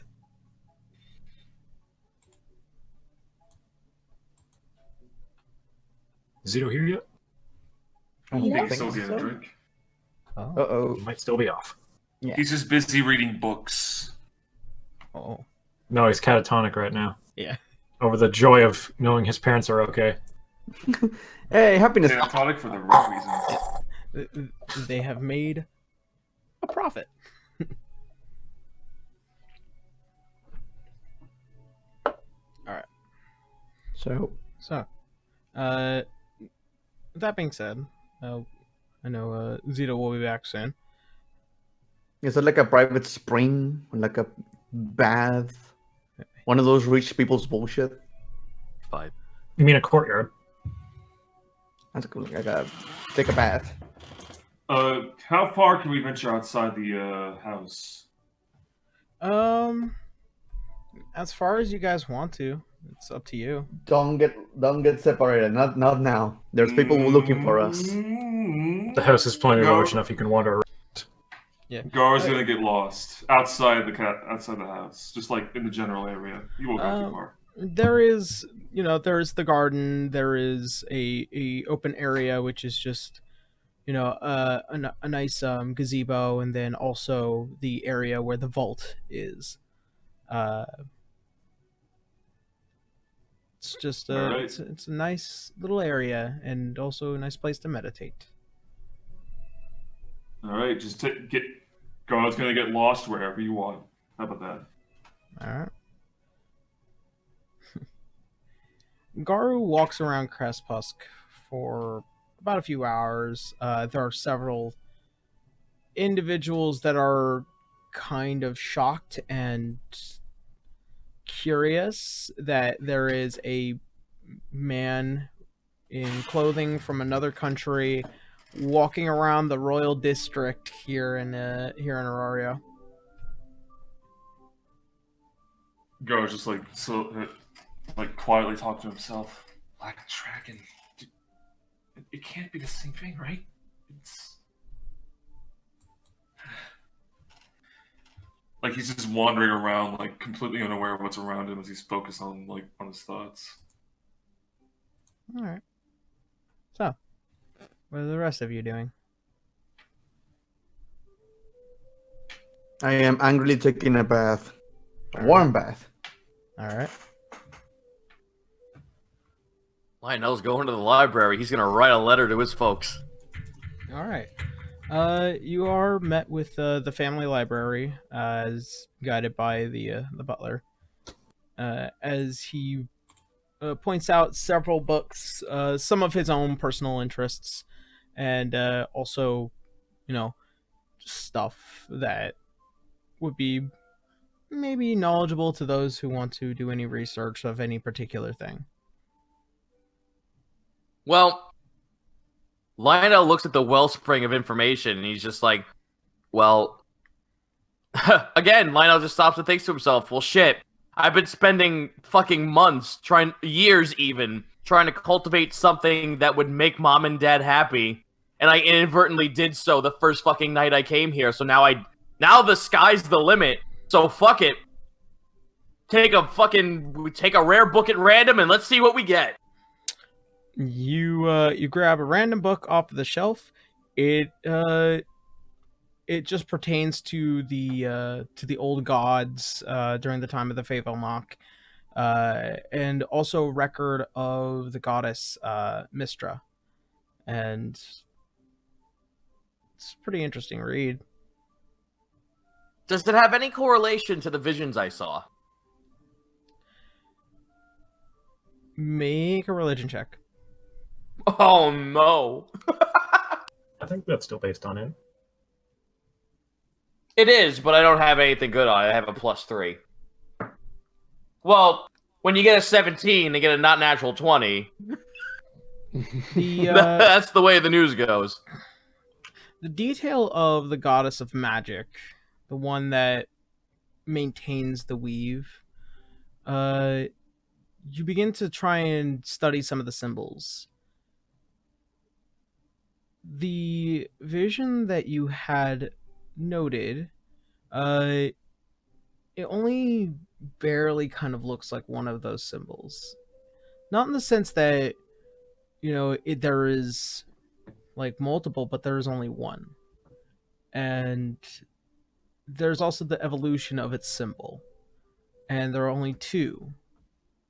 There's one, and then the other one has 2 in its place. You saw 6. But they're close, but not representative. The detail of the goddess herself, the way that it's written here, is that she was beautiful, and then she was torn down, and then when she was reborn as the new goddess, she was different. The detailing of Mistra is that she made it a rule that those with magic can only go up until 9th level. And that's it. But there is such thing as 10, 11, 12. Oh no! When you said 10, I just thought fucking Star Trek. We've gone beyond Warp 9. Oh shit! You want Lionel to turn into a lizard person? It is but these spells and the old records are restricted, and those who used to be able to perform those kinds of magics no longer were able to, and this was because upon her rebirth, it was because of the reason why she was torn down was through a 12th level spell. And shit, okay. So she restricted it. And then in this record, it seems like there had been no more record past Mistra, and it starts falling into the time of the Favelnok. Okay, cool.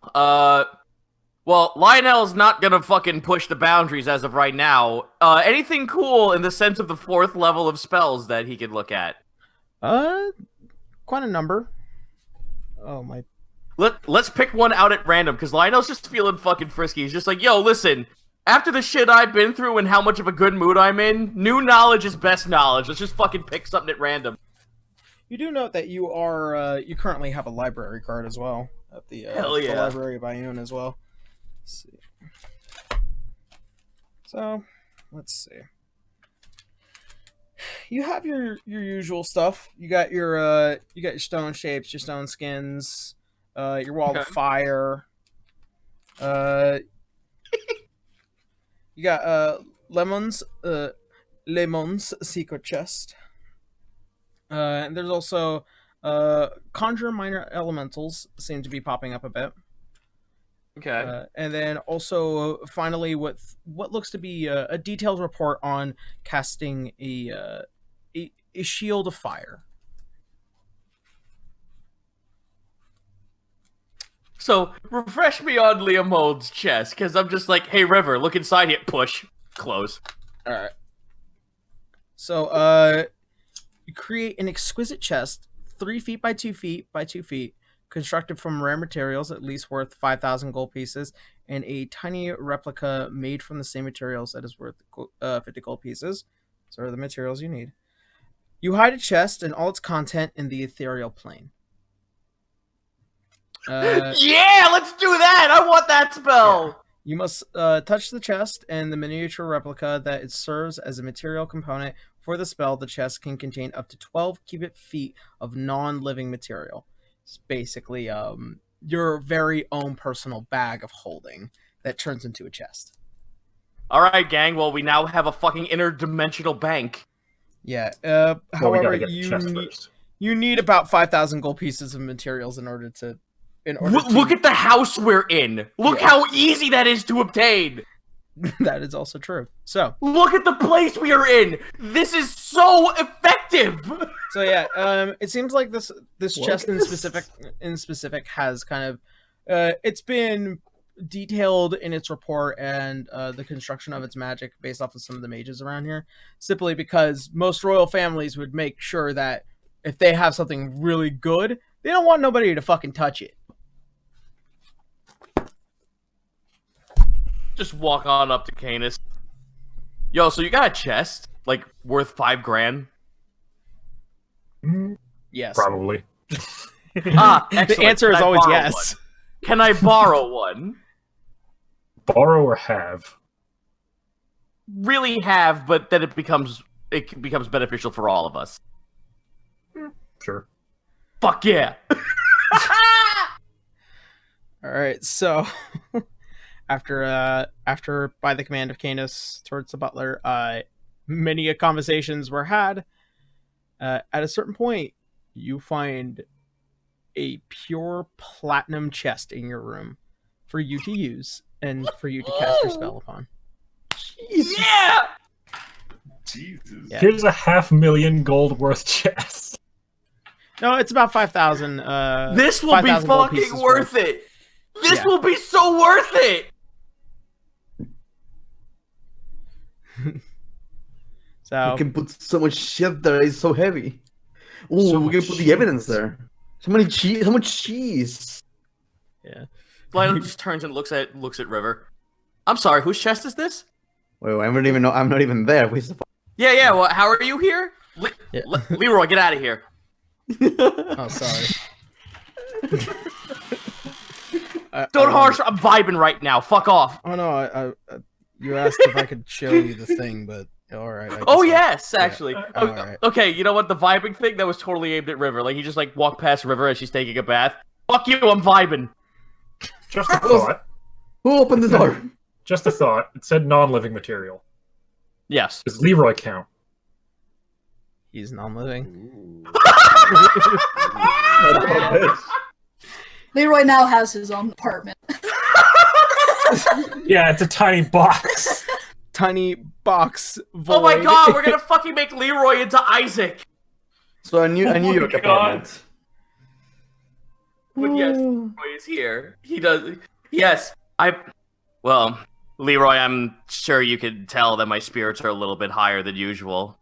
Oh no, you look like you're a changed thing. Apsu. Are you okay? Apsu. All right. I'm sorry. I just didn't want to assume. No, it's quite all right. It's better than just you straight up calling me a rat. But you know what? Nothing can break my spirit now. Looks at God. Nothing. So you doomed yourself. Of course I did. My mom is dead now. all right. No, No, that's Canis' mom. All the moms are dead now. All right. So Joke's on you. I never had a mother. Ho as he stands in the room now with you with the giant chest. All right. So I am going to show you Yeah. Okay. It's not easy to do, so you kind of have to look away. I am only invisible when I'm not being seen. Literally, Leroy just went in here. He's just like, I'm gonna show you how. No, turn around. Turn around. Yeah. So, as you turn around, All right, you can turn back around. I do so. You don't notice him. You can't even see him.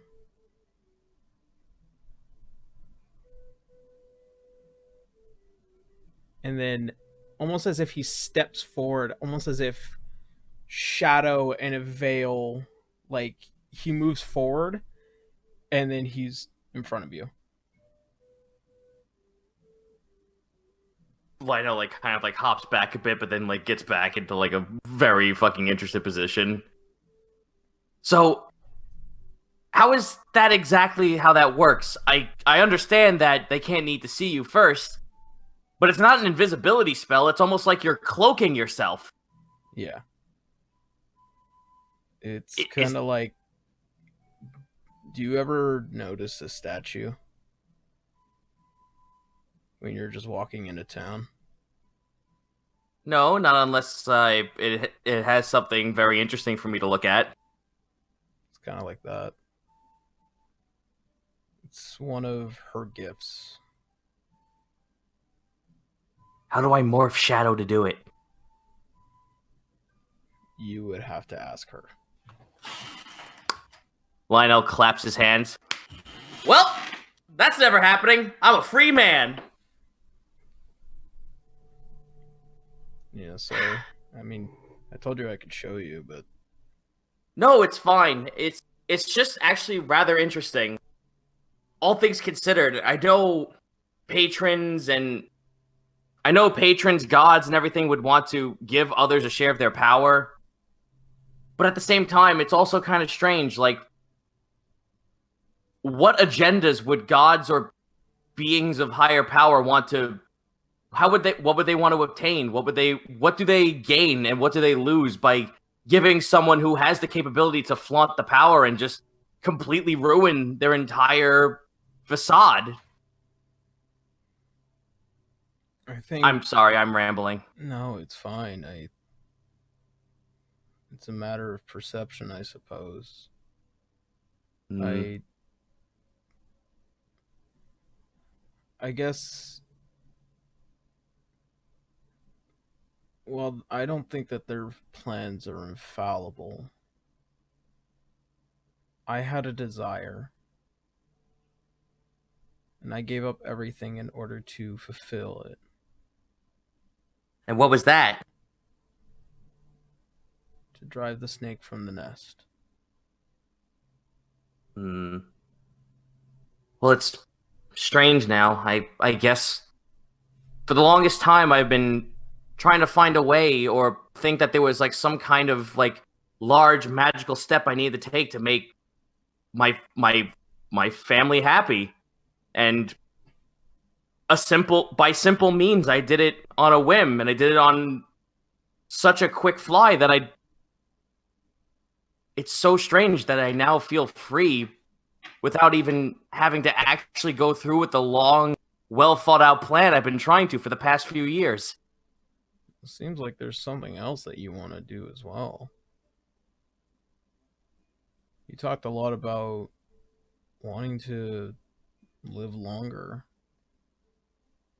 You talked about wanting to extend your world's life, your family, your everything.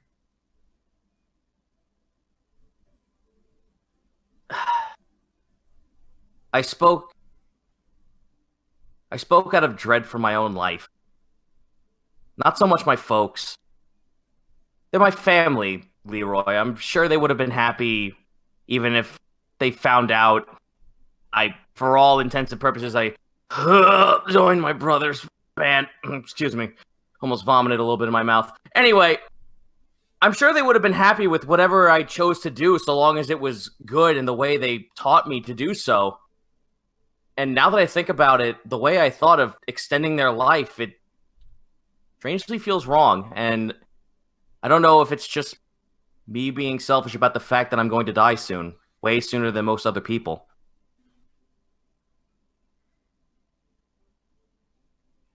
I speak from experience when I say this. Life is precious. And whatever you decide to make of it, it's good, people will know that. Me, I am here because I'm driven by a very violent need. Don't let that be your legacy. Lionel kind of just like rubs his chin a little bit. Leroy, I know this is going to sound completely stupid, but I've been running on the seat of my pants for the past few weeks that nothing seems illogical anymore, but do you believe that lichdom could actually be used in a benefit?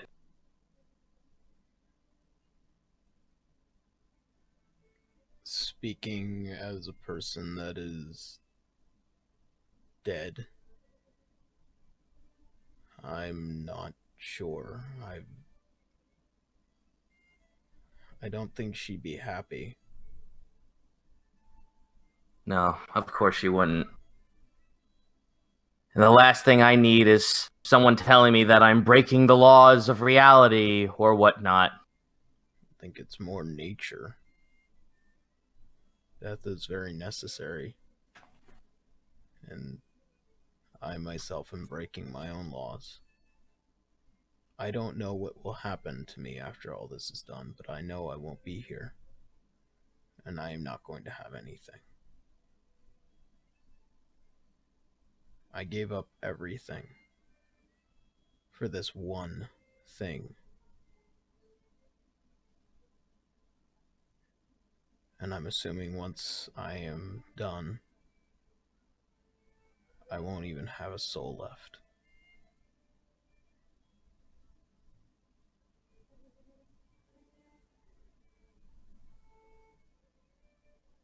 It's very hard for me to... I get the sentiment of it all. I really do.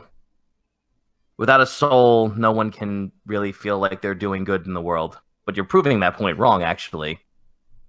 But in a more logical sense, I don't quite... Also, there's echo. Someone's echoing really bad. Couldn't tell who it was, sorry. Sorry. I had to check something with Ben. It's all good. In a logical standpoint, I guess I just need to know what dictates a soul being a conceptual thing. I can look at it in a faith perspective, but I guess I'm just asking for way more knowledge than I actually should have. I mean, look at me. Everyone looks at me and assumes I'm some kind of child rodent.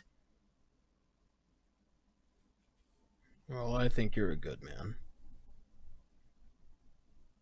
Well, for a man who says he doesn't have a soul, I think you're a very swell fella as well. For the first time, you see him crack a smile. He's never done this emotion thing. I'm making a lich smile. Lionel Middle, smiler of ghost. The ghost. Well, I have a door to guard, so I'll leave you to your studies. Wait, no, hold on. I grab him by the back of his shirt and I pull him in. Okay. So, remind me again, you're undead, correct? Yeah. Excellent. Get in the box. I don't know if I want to. Trust me, it's going to be amazing. If I read this book correctly, it's going to be great, and there's going to be so many things we could do with this. Well, I can't die, so he walks over. As you open the giant platinum chest, he gets in, and he's gone. Oh, I was going to actually say a magical enchantment before I let him go. He's in there. Yeah. Somewhere. All right, I wait 5 minutes. And then I open the chest again. I reappear the chest and open it. Okay. And as you open it, and you try and motion, and you think of Leroy, and you feel something in your hand, and you grab it, and you pull him out. That took a lot longer than I thought. Longer? What do you mean? I only let you go there for 5 minutes. It felt like about 5 hours. Leroy, do you know what this means? I grab him and I like get dangerously close into his face. Oh, yeah. What? We found a way to dilate time. Oh. I have a lot of things to write. You're free to go, by the way. I have so many things to write. Oh, all right. And he steps out and he immediately backs out of the room and closes the door. All right. So, everyone else, what are you doing? Candace is going to get everyone a diamond necklace. Okay. This is so in case anyone dies, he can immediately. Your family, even in your vault reserves, there are quite a number of diamonds that would that be very useful for reviving an individual. Most of them are about 500 gold pieces each. One of them being that for more difficult reviving techniques. Your family doesn't have diamonds anymore. You got probably a few sapphires and quite a number of rubies and emeralds, but diamonds are useless. Gone. Damn it! How many people keep dying in this family? How do people keep dying in general? Damn it! So not even out in the shops, there's no diamonds? There's shops that have diamonds, but like what was in the family reserves. No diamonds? You took all the diamonds now. Okay. How many was I able to get then? You were able to get 5, and then one more diamond that was worth about 2,500 gold pieces. Won't be needing that, hopefully. So, diamond necklace for everyone who isn't Canis. I'm the only one that can cast a spell. It's not like I can use it on myself. Canis just boots the door down, and he sees Lionel sitting in a pose. It was during the time that he sent Leroy into the other fucking dimension. Oh, here, I came to give you this. Where's Leroy? I thought he was here with you. Yeah, he is. Don't worry about it. Don't worry about it. Bye then. Have some jewelry. He's in the box. Yeah. Wait. All right. So, what else?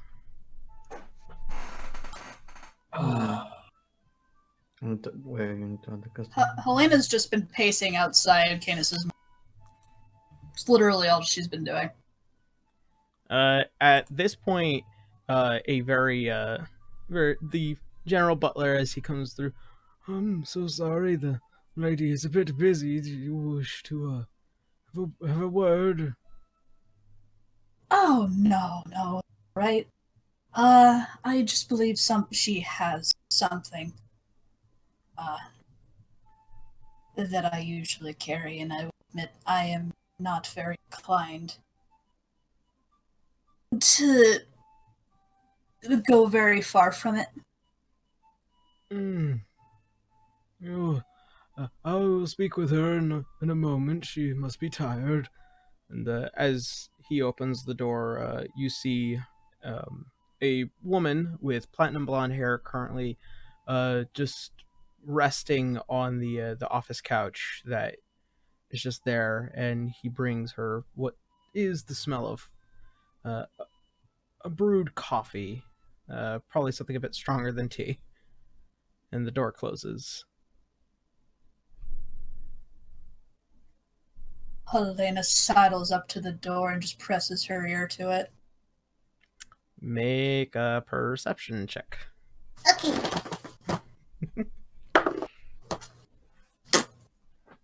Always my perception. You've not been doing too well this whole night. I haven't. 7. 7. There's some slight muttering, but nothing too clear. You hear a slight thank you and a little bit of rustling, and then the butler, as he opens the door, you see as she's walking back over towards her, towards her desk. She is still currently very busy. What is it that you needed? I believe Kane has just left with her. And as she sits down, as she looks over, you knew. Lady Metilius. Helena just wiggles her fingers at her. Yes, I'm a friend of Kane. Don't believe we've met. No, we have not. Leave us. And he lets you in, and the door closes behind you. So, and what may I do to help you?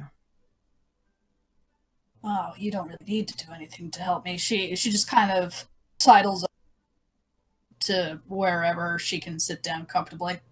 The couch that she was laying on is there. All right, she'll plop herself down on that. I'll admit, it's mostly that I'm reluctant to let that, and she'll point to the book, out of my sight. I'm currently trying to copy all the notations and make sure that we have a full record of what is necessary in order to make our case once I present it to the council tomorrow. Oh, I figure. It will be yours. I have no precise need of it, but it is evidence for the council. Of course it is. It's just notes aren't quite as good as the real thing. And again, if it were to go missing, that wouldn't be very good now, would it? I agree. But this needs to be presented to the council.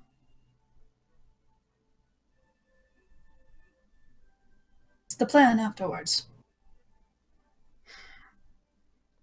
Once we have accumulated the evidence, we will send out, hopefully, some of the higher mithrils and probably even a general or two to deal with the matter personally.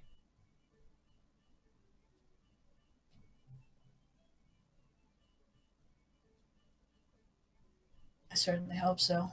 By the sounds of it, I would imagine she's probably been rustling up her own guards. I would imagine that there will be a great deal of resistance in Krog, but we haven't heard anything since your return. So, if you really need this ledger, I can provide you a copy of all of its notes, but we need it. Elena just spreads her hands. Again, I'm just reluctant. I don't really mean any harm. I just would like to stick close to it.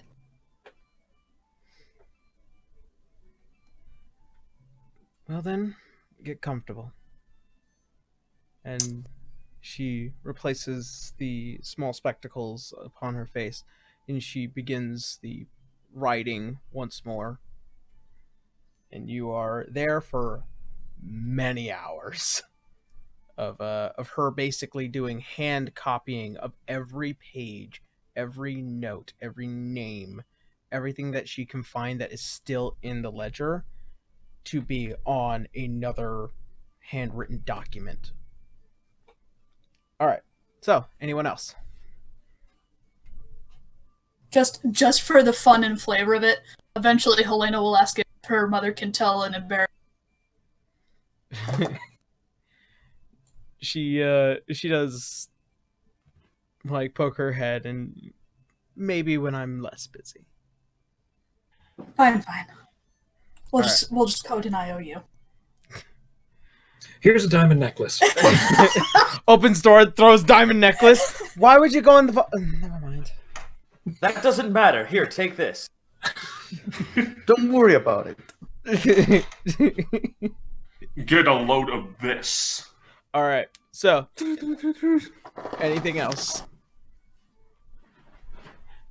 Garo's still wandering around, just muttering to himself. He likes to take care Ah, of so Garo's a psychopath. Yeah. At this point, Exactly. Oh man, I tried asking. He didn't care for. Oh yeah. Did you want to do something first? I said that I already tried to ask. He didn't say anything, so. Okay. so this being the first day of relaxation, finally a little bit of light breathing. Garu, you have a small altercation with the guard, as he is asking many questions as to who you are and what you are doing. You're hideously ugly. I told you, I'm with the Matilius people. Really, truly. You are I just must. you are concerning many people, and as I am? as I do understand, it's nice out today, but Oh, it's very nice. There's such a nice breeze. some of the Where did I go? royals and some of the houses are starting to become concerned as you are walking around talking to yourself. Some of the upper class are clutching their pearls. The gun just shines on his weight. Sir, you are making a scene. Yeah, Wait a second. I was talking that loudly. I mean, like I thought I was like just, what was going on right now? muttering words, like spell incantations, kind of weird. What? I don't Yeah. even know any spells. I don't know what you're talking about. I believe you. I just, the way you look, it scares people sometimes. Oh, well, I'm sorry. Is it the gun? That's probably not helping. Whoa, either. whoa, whoa, whoa! Okay. First it was the Dragonborn in a Points at fucking him. giant, in a fucking like hazmat suit colored gi. Now it's the Dragonborn in the hazmat suit colored gi with a fucking clock. Is it the gun? Points it directly at the guard. Whoa, sir, put the gun down. Put the gun. He's Down. It's just on his waist. Okay, just. All right, so I will say for the just. You are disturbing the peace. I'm sorry. I really didn't mean. I just got very lost. I get it. It's just, gun, Dragonborn, muttering words, all terrifying things I for really a town. wasn't speaking that loudly. I mean, People heard. He's been running in circles for like 4 hours now. He's been walking around the well for the past 3 hours. Yeah. So if you probably go somewhere else, it will probably relieve some stress. Okay, you can just point me in the direction wherever that would be. He points. You I'm don't sorry. see anything. You go the opposite direction, The blind man Good. juked himself. and then the Arigato. guard really just forgot who he was talking to for a hot second. And Arigato. He just walks away. Walks Yep. into the fountain. Yep. Okay. So you do spend some time in this town, in this small town square, trying to find your thoughts, and you make your way back to the House Matilius with some. Garu along the way, a lot more quietly now, apparently. But Black Dragon? It can't be the same thing, right? What is all the tricks? Has he been asking this question for like 6 hours to himself? Yeah. Yes, he has. Listen, he's very preoccupied. Oh, very. All right. So, as day one comes to a close of the first day of relaxation, new day begins. You're met with the breakfast foods, and once again, the rather portly Tabaxi man, as he is now coming through and serving more different dishes. Please do enjoy. And he gives a slight bow and he returns back to his kitchen. We have an interdimensional bank now. What? Neat. I don't even question it anymore. Just And munches to those on of a you, potato. to those of you who I didn't get to last night, and he'll hand out the diamond necklaces. Just starts throwing Oh. them at people's faces. Didn't just get one for me. Oh. Wait. You got Disappointing. yours yesterday. You got yours yesterday along with Lionel. What's this for? So you don't die again. A necklace? You see that diamond there on it? Uh-huh. Is it enchanted or something? No. It's what's used for resurrections. Hmm. In case you die, it's so that we have something on hand, and so that I don't need to be fishing around pockets in order to help people. Lina looks over at Leroy. Holy shit, we were just talking about that yesterday. This is a great day for magical science. Less magical science and more divinity. Sure, take the fun out of it.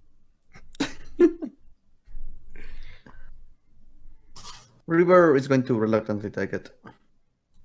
Oh, Helena's just been admiring hers.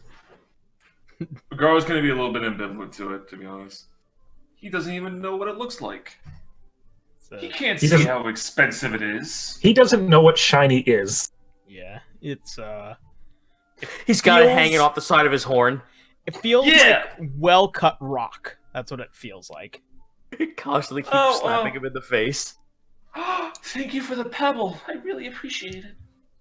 Don't lose that. Well, I mean, it's rather small, so...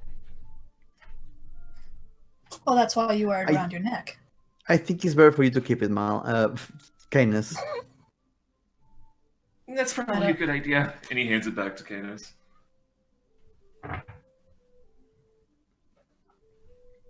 Probably right. And he'll put it on.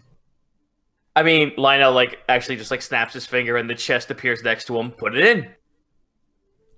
Well, I think the whole reason for it to be a necklace was because it could be easily grabbable if one of us went down. So that way we don't have to go to you, get the box, fish it out, so on and so forth. This is meant to be easy. Lionel looks around and he's just like, all right, fine, if we're gonna be that way. He just picks up one of the silver. He picks up a silver fork, throws it in. I wasn't leaving empty-handed. folds his arm, snaps his fingers, and then the fucking box disappears. You really want to be able to use it. I just wanted to use it. Come on. We can put some food into it. Well, I can put Leroy back into it. What? Why? He's undead. Oh yeah, by the way, me and Leroy found out that time works very slowly in an arcane dimension. Slowly? You have a hyperbolic time chamber? I don't know what that is, but I guess but I like the way that sounds. Chamber of space. I put him in there for 5 minutes and he said it came out for 5 hours. Well, that's concerning. Let's not put him in there. Alright, I mean, he doesn't age. Or die. So what? He's still conscious. Is he? Yes! He's fucking sleep. Well, give him a book of crosswords. He'll be fine. He's fucking face first into his food, gurgling. As you guys are trying to convince, it's just like, yeah, no, it was very boring in there. There was just nothing to do for like 5 hours. I'm sorry, Leroy. It's just that for the first time in years, I've actually been able to do my studies without actually having a forward goal. Like, I'm freelance now. Tell you what, I do not accept putting Leroy in the box, but if we need to hide him because of the freaking dwarves coming forward, that would be a good place to hide him, but not for traveling. I'm not going to let Leroy be in a freaking box for what is going to be like months for him. Well, I don't think that's what we were really intending, but... No, I wasn't intending on keeping him within there. It's not a coffin, it's a chest. Listen, when I have the know-it-all, and I have the well-with-all, and I have the resources to try out all these new and fantastic magical things. And if it doesn't hurt anyone, then what's the harm in trying?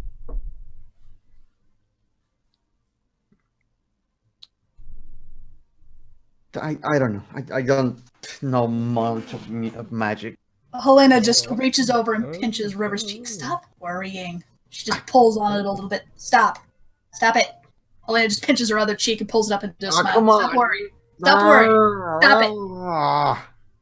You guys are arguing. You guys hear the front door close, and you see as the old butler, as he begins to process through, you see a man covered in blue.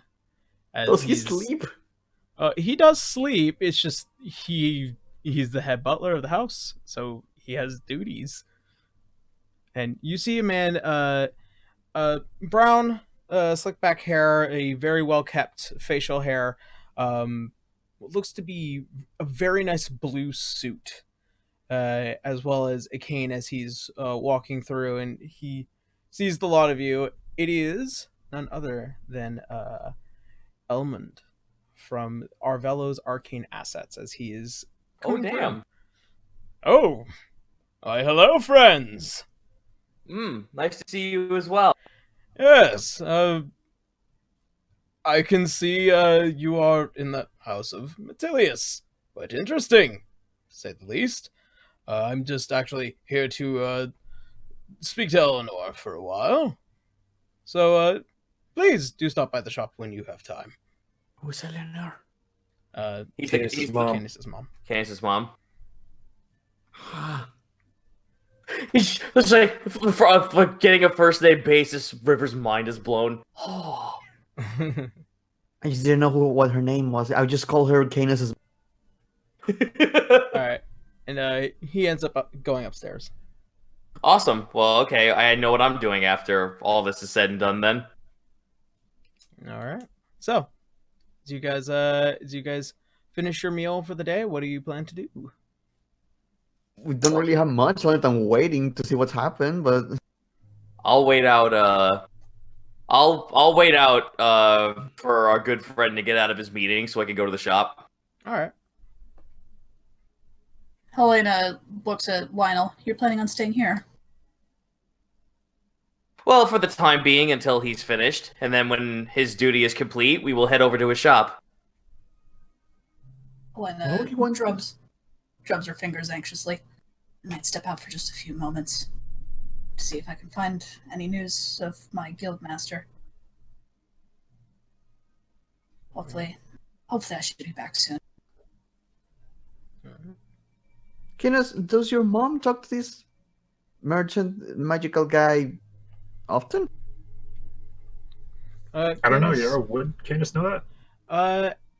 There are many individuals that come through this house, mainly because your mother is on the congregation of Al-Anon's Common Folk and Royals.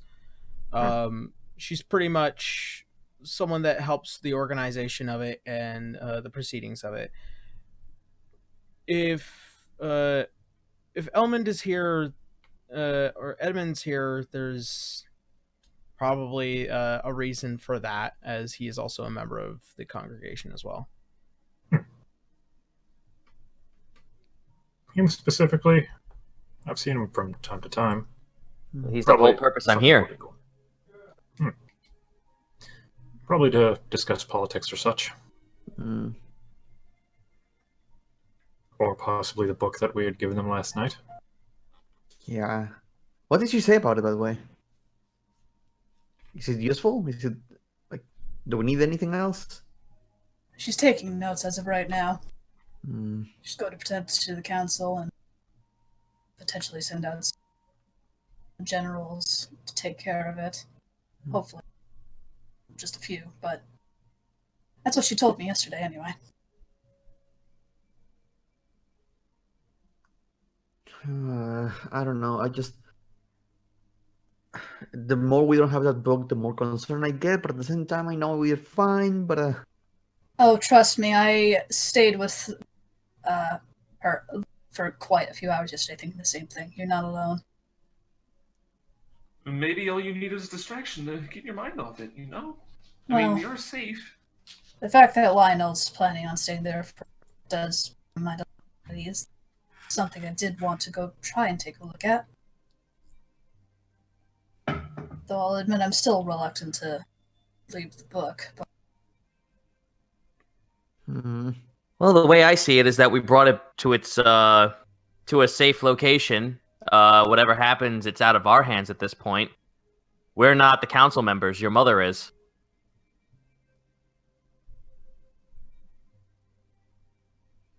still.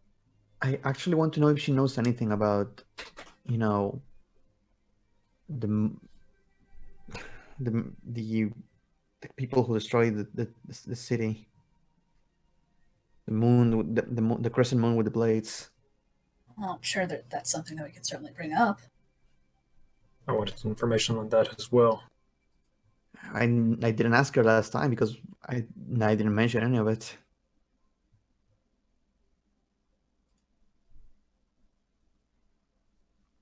Well, I believe tomorrow the council will be having a meeting based on the contents of the book. Probably best that we talk to her after that. Don't So need another day then. Another day. In the meantime, we should probably take what time we have left that's free before we inevitably end up going on another mission or something to at least enjoy ourselves. I mean, Lina looks over at Franz. What are you going to do this whole time? Franz is actually wanting to learn something because he's still stuck on one thing that he learned a few episodes back. Yarrow, quick question. Yeah. Would anyone in the House of Matilius know anything about that unicorn deity? Who would make the Arcana check if you're who you're talking to, or if you're doing the studying yourself? You have a friend with the all-access library card. He slowly turns to Lionel and he's like, would Lionel? Yes. Oh, that's creepy. That's suspicious. Dude, would you happen to know about anything dealing with a unicorn in the Spring of Vale? Here I go making an Arcana check. I do know that a group of unicorns is called a blessing. Huh. And do you know what to call a group of? Franz and Lionel just look at River for like a hot second. Huh. And do you know what to call a group of dwarves? Drunks? Lightning conductors? A gripe. Oh. It's a simple drink. Man. So what was the Holy check? shit. I am afraid no. The check. What the fuck is it? Was 30. a 19. What was it? A 19. 19. The ancient legends of unicorns, range far and wide, across many books, not only just in record, but also in fairy tale. They're more closely related to Fae, as, many of your studies. There is also the tale of Southern Vale. The tale in which it tells of when the stories of the established family of Hope, when they started building and rebuilding the kingdom, the unicorn became kind of its symbol. It was guided by the goddess Arya, and thus became a blessing for the kingdom. And so whenever something would happen, they would often try to seek this ancient fae as kind of this talk with nature and the talk of sound and this unification of those above us and those that come down with us. So basically, the long and short of it is that your best bet to look for anything on this would probably be south of Vale. You guys remember that your interaction with the South of Vale, especially within the forest, was not the most positive because it had been poisoned. So, in the time that maybe it has healed, always the possibility that the blessing might come back. That's assuming if the miasma's not there. That is assuming. So it probably. Oh, go ahead. I was about to say, if it's because of the miasma, either its logs since been destroyed by it or it's been pushed north.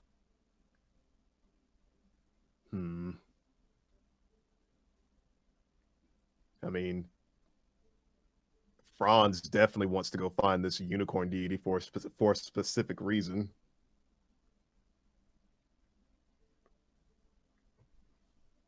No, you know what? Why are you looking for a?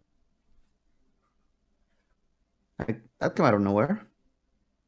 Actually, he's been wanting to go to the South of Vale for a while. It's just that he's been keeping it to himself.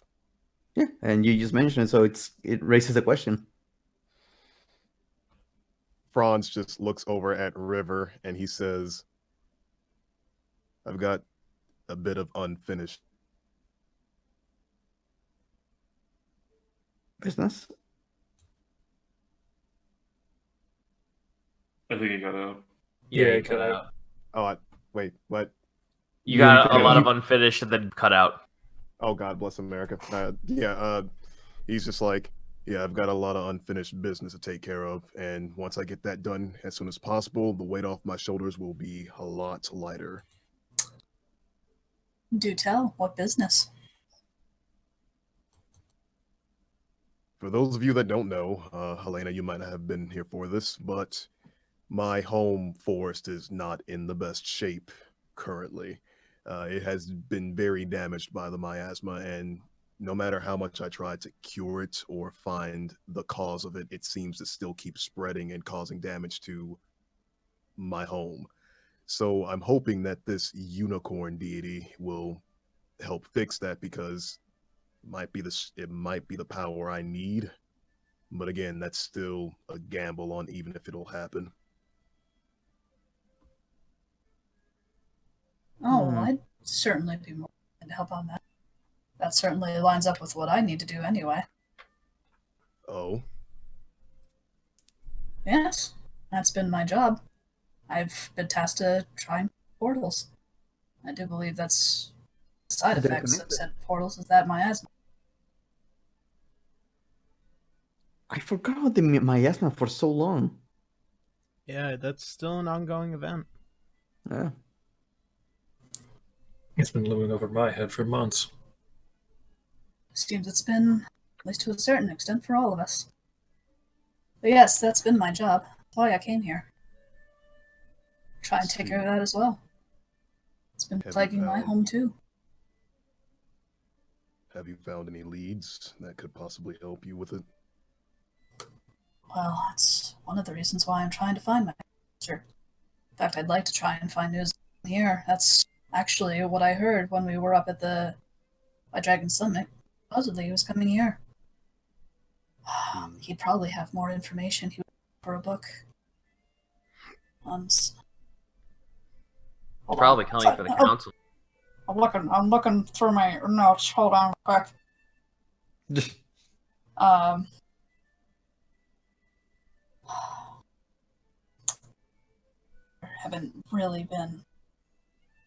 haven't nailed down anything specific.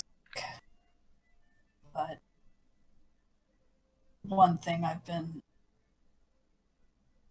trying to figure out was supposedly been caused by the Lumerian. I know you guys much, but the Lumerian is supposedly down beneath Orario, encased in a powerful ice. What is this? The portals. I know you know this much, but the portals were supposedly caused by Lumerian. But the only Lumerian that's supposedly on record from is in Orario, encased in ice. As you guys remember your interaction with the Archfey creature that you had the hags. She had noted that a Lumerian had come to the Feywild at one point and began to discuss matters of gods, power, and gave a warning to witness.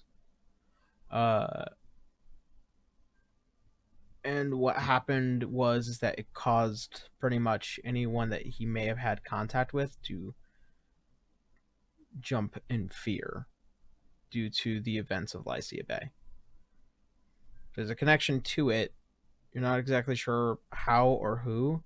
And there was also the record of there being a Lumerian who somewhere around 100 years ago was encased in ice after a battle with a sorcerer using his power to help free Tiamat at one point.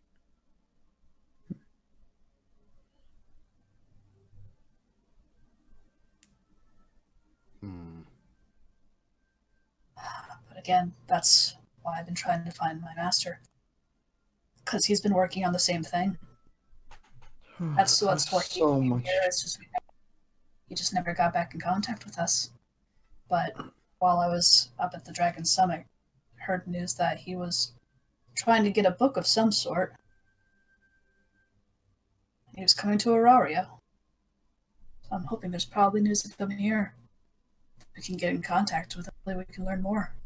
I would find it funny if you're chasing him around and like you just go in circles and he's just going too.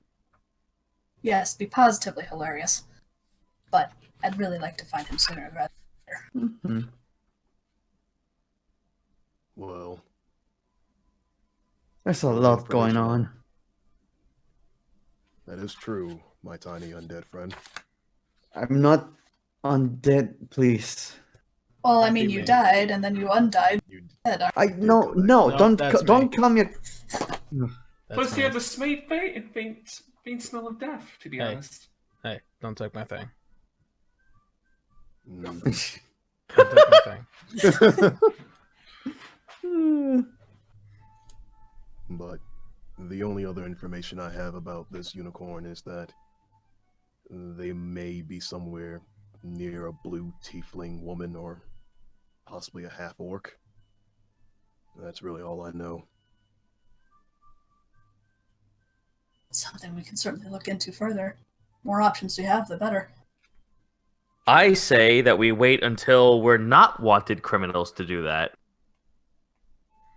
Well, it would mean us wandering out in the middle of the woods. It's not exactly somewhere to venture to. No, but it would be nice to wait until the old... Well, no, at least until the old witch was found guilty of something and everyone knows it. True. We are still, however, petty thieves at least. Oh, we are not petty thieves. We're gonna be heroes. Stop that. Would these fingers steal? Lionel holds up his hand at... Yours were the ones that did You this. were the ones who stole the book. Lionel just gives a shit-eating grin when he says that. But it was for a good reason. Lionel Kappa faces. Now, to be fair, his fingers didn't steal. His magic did. Don't get technical. Lionel with it. snaps his fingers and points at Helena. Helena points back at him. And as technically, it's not stealing if you don't get caught. I think we. Helena moves her pointed fingers to Franz. Franz just gives a very weird thumbs up because he doesn't understand what to do. So as you guys end up finishing your food, you begin to see the rather rotund Tabaxi man now taking his seat at the table and opening his own book and kind of writing into it. You see as Mr. Donahue, as he begins to stroll down the stairs, he spins around and gives a slight bow. And I will be seeing you tomorrow, and all of you right now. Yeah, we're getting 11 Cs or not? What happened? Well, well, anyone wanted to come to my shop, and they were more than willing to, I suppose. Lionel stands up from his seat. Yo. My friend. All right. Well, off we go. And he ends up leaving. Lionel, you take a leave. Hell yeah. Who else is going with him? Fuck it, why definitely not? Tag along. Yeah, Gar will go too. We have more money now. Well, there was something I had to do in the shops. Might as well tag along. All right, so you all. Helena hesitates, but eventually she will follow as well. All right. So as you guys decide to traverse.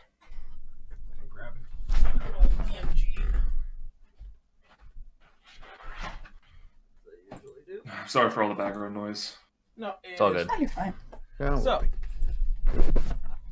as you find yourselves back to the shop. All right. You may find yourself behind the wheel of an automobile. Right. Let's see, where is he? All right. So, as you find yourselves back in the now much more bigger building, it seems like he has done a little bit of expanding into the building now with an added floor. You find yourself within Arvello's arcane assets once more.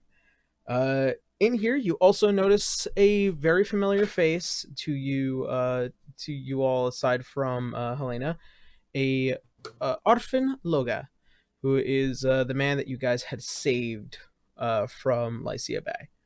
Oh, Yeah. Oh shit! hey! It's been such a long time, so wild, and you still terrify me. You seem to have changed your hair, and you also all have a brand new friend. Well, I will be Yes, we around need the to shop. fix that. So, I will be around the shop, and if you ever want to talk, I'm more than willing to. All right. And you see as he is continuing on with the inventory. Well then, my friends, welcome. So, what are we looking in for? What are we interested in? Do you have any licorice? I do not. I am not a food shop. Magical licorice. I do not I have things. You. Well, I show him the fundamentium. so you place the fundamentium down in front of him. Ooh. What do you plan on doing with that, my friend? That's the thing. I haven't the foggiest clue as of right yet, and we also have the ice beads. Well, that's what the fundamentium is. Oh, right. Well, as of right now, we certainly have nothing. That's why I brought this here to you. Maybe you could find a use for it, and maybe it could make you some coin. Or if you feel that this is an exact trade for something. Well, I definitely consider it material. Definitely be able to use it and make something out of it if you so desired. I usually don't get my hand on something like that. As far as what it's worth on a market, it's probably about 500 gold pieces worth. Still a good chunk of cash. Yeah. However, before we get to hard cash, let's do some store credit. What would you give for this? For the fundamentium? Yes. I have quite a number of items. I have armors, I have bags, I have various things. I probably, even for its market price, I'd probably give you some extra store credit for bringing it to me. I'd be more than happy to make something out of it.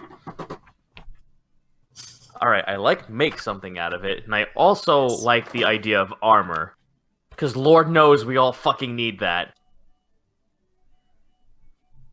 Alright, so, is there anything in specific that you guys are looking for? I need to not have an armor class of 10! Yeah, it's a bit of a probably problem. Be a good idea. Yeah. Shield will The only take you so far. The problem being, I don't think we have enough funds for more than one armor set. Well, he needs it the Well- most, so... On us. Like, specifically on us. Yeah. How much of a stipend would Canis be able to get from his family for something like that? What do you mean? Armoring everyone up. or anyone who could.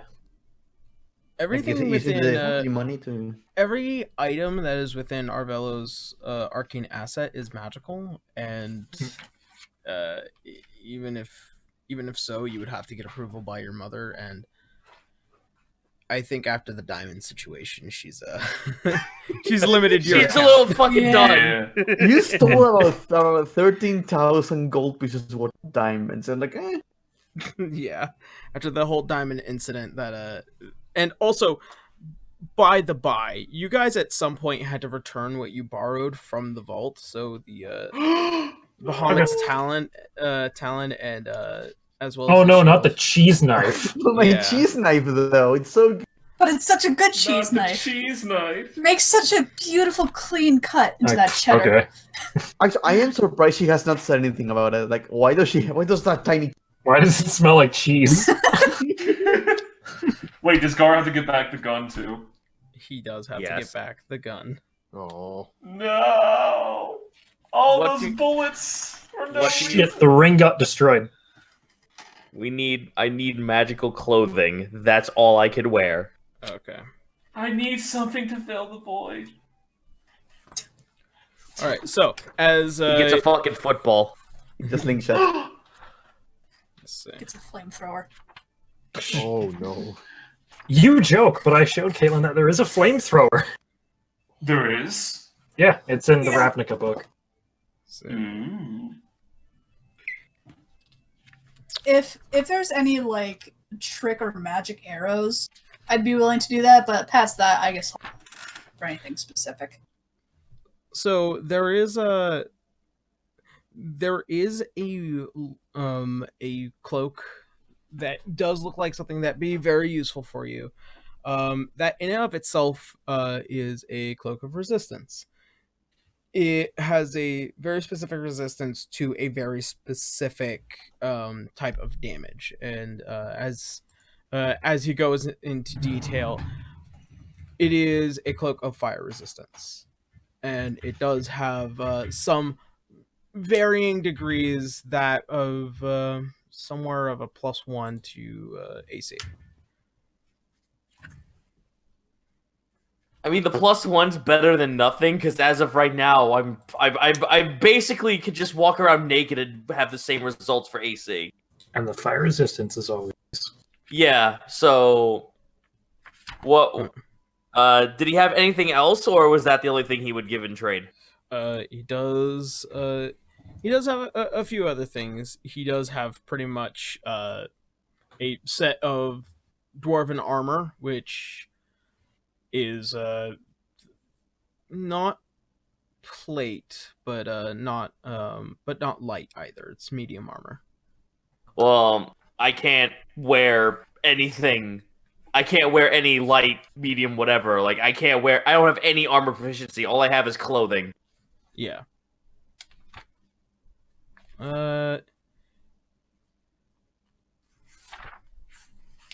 Is there any way to enchant or anything you're starting to resist necrotic damage?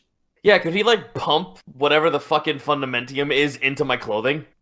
I can certainly Ooh. try. I mean, it would give you the same result as most other things. I would also try and put that towards a weapon, or in your case, a staff. Oh, oh man! Oh, what Kyle was staff? having the best day. What staff are we talking about here? So, he goes into detail on being able to create a staff of ice. It pretty much gives you pretty much a number level and charges to let you use an ice spell that's in it, and it also becomes a magical focus as well. What? How many? How do I reset charges? It would be at the beginning of the day. So, Oh fuck yeah!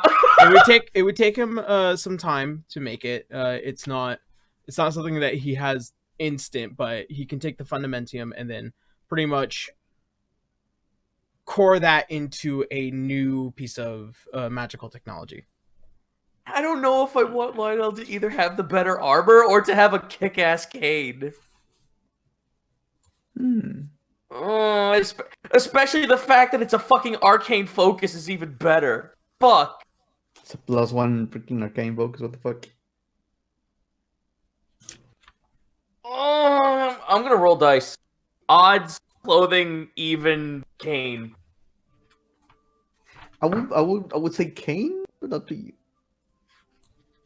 I would say armor.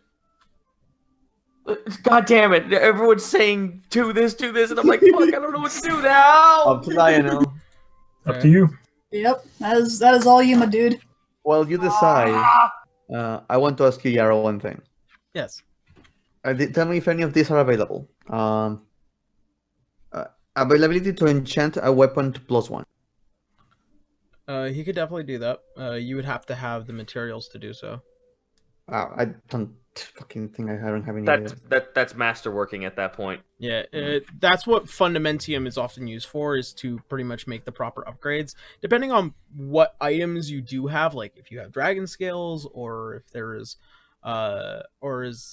something in particular that can help increase the durability and enchant. It could also get some properties. What about the Yeti Claw? I was about to ask, can I use the Yeti Claw to create something that does necrotic damage or to resist necrotic damage? Oh, that depends on if you want it in an armor or a weapon. I don't want to kill something, but apparently it's an instant kill, so I might as well use it, but... No, I want to resist necrotic damage. But, okay. I don't know how much that would be. Alright, in order to make something to help resist the necrotic end of things, can most certainly make something for you, depending on what your classification is. Looking for leather, looking for plate, scales, something in particular?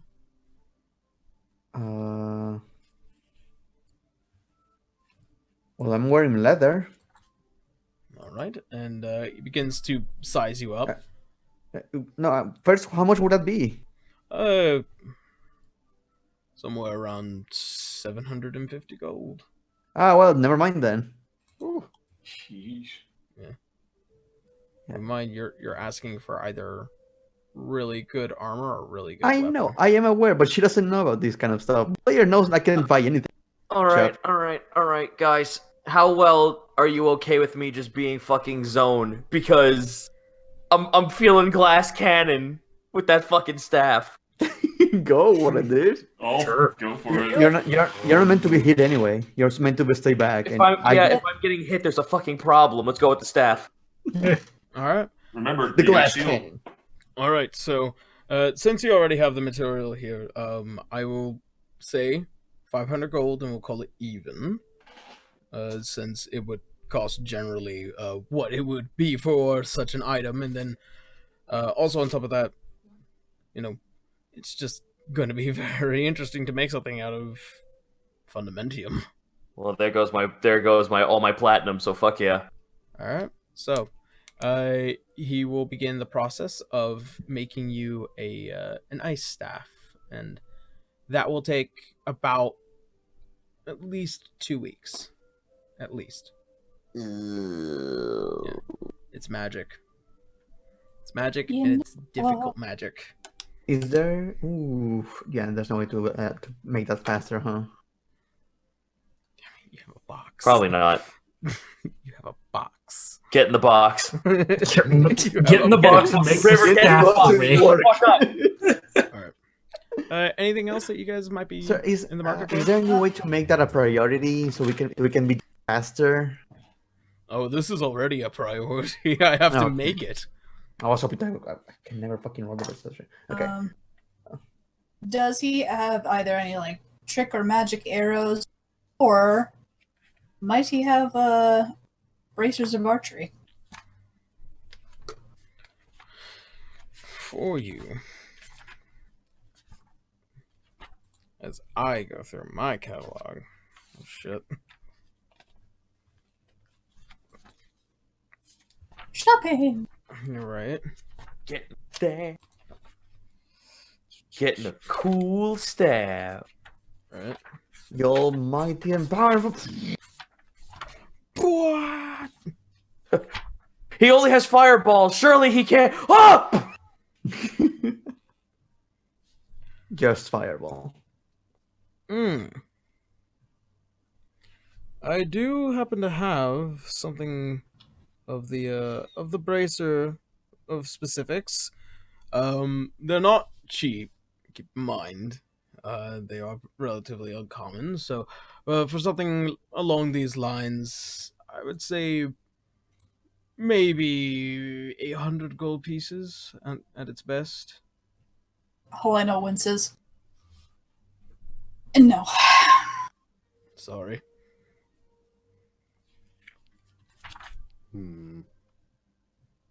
How about those arrows? Unfortunately, I don't pertain in such weaponry. If you need arrows, there are always blacksmiths along the city that you can always find who might try and professionalize on something in specific. Could you point us in the right direction for that? Oh, I'm far too busy for this. I understand.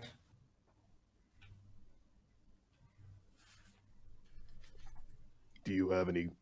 I want to enchant this quarterstaff. If you have any materials to possibly enchant it, I could. Oh wait, that's right. He gave the ring of animal friend. Dang it! Yeah, Dang that thing got disintegrated. That's gone. Gosh, diddly darn it! I do have these 2 Yeti horns. Ooh. Would he be willing? Would Canis be willing to help out Franz enchanting his quarterstaff with a Yeti horn? Sure. I got both of them. Alright. Thank you. Duct tapes 2 horns. He just Alright, so- tapes the horns to his. Now it's an encyclave. I can definitely try and view what might be still within these horns. They seem to have some very deadly magic in it. But I can do my best. It might take a while for me to construct such an item. I've got time. Patience is a virtue. Very well. As all that is fair, the charge for my work as well is going to be about 300 gold for this in specific.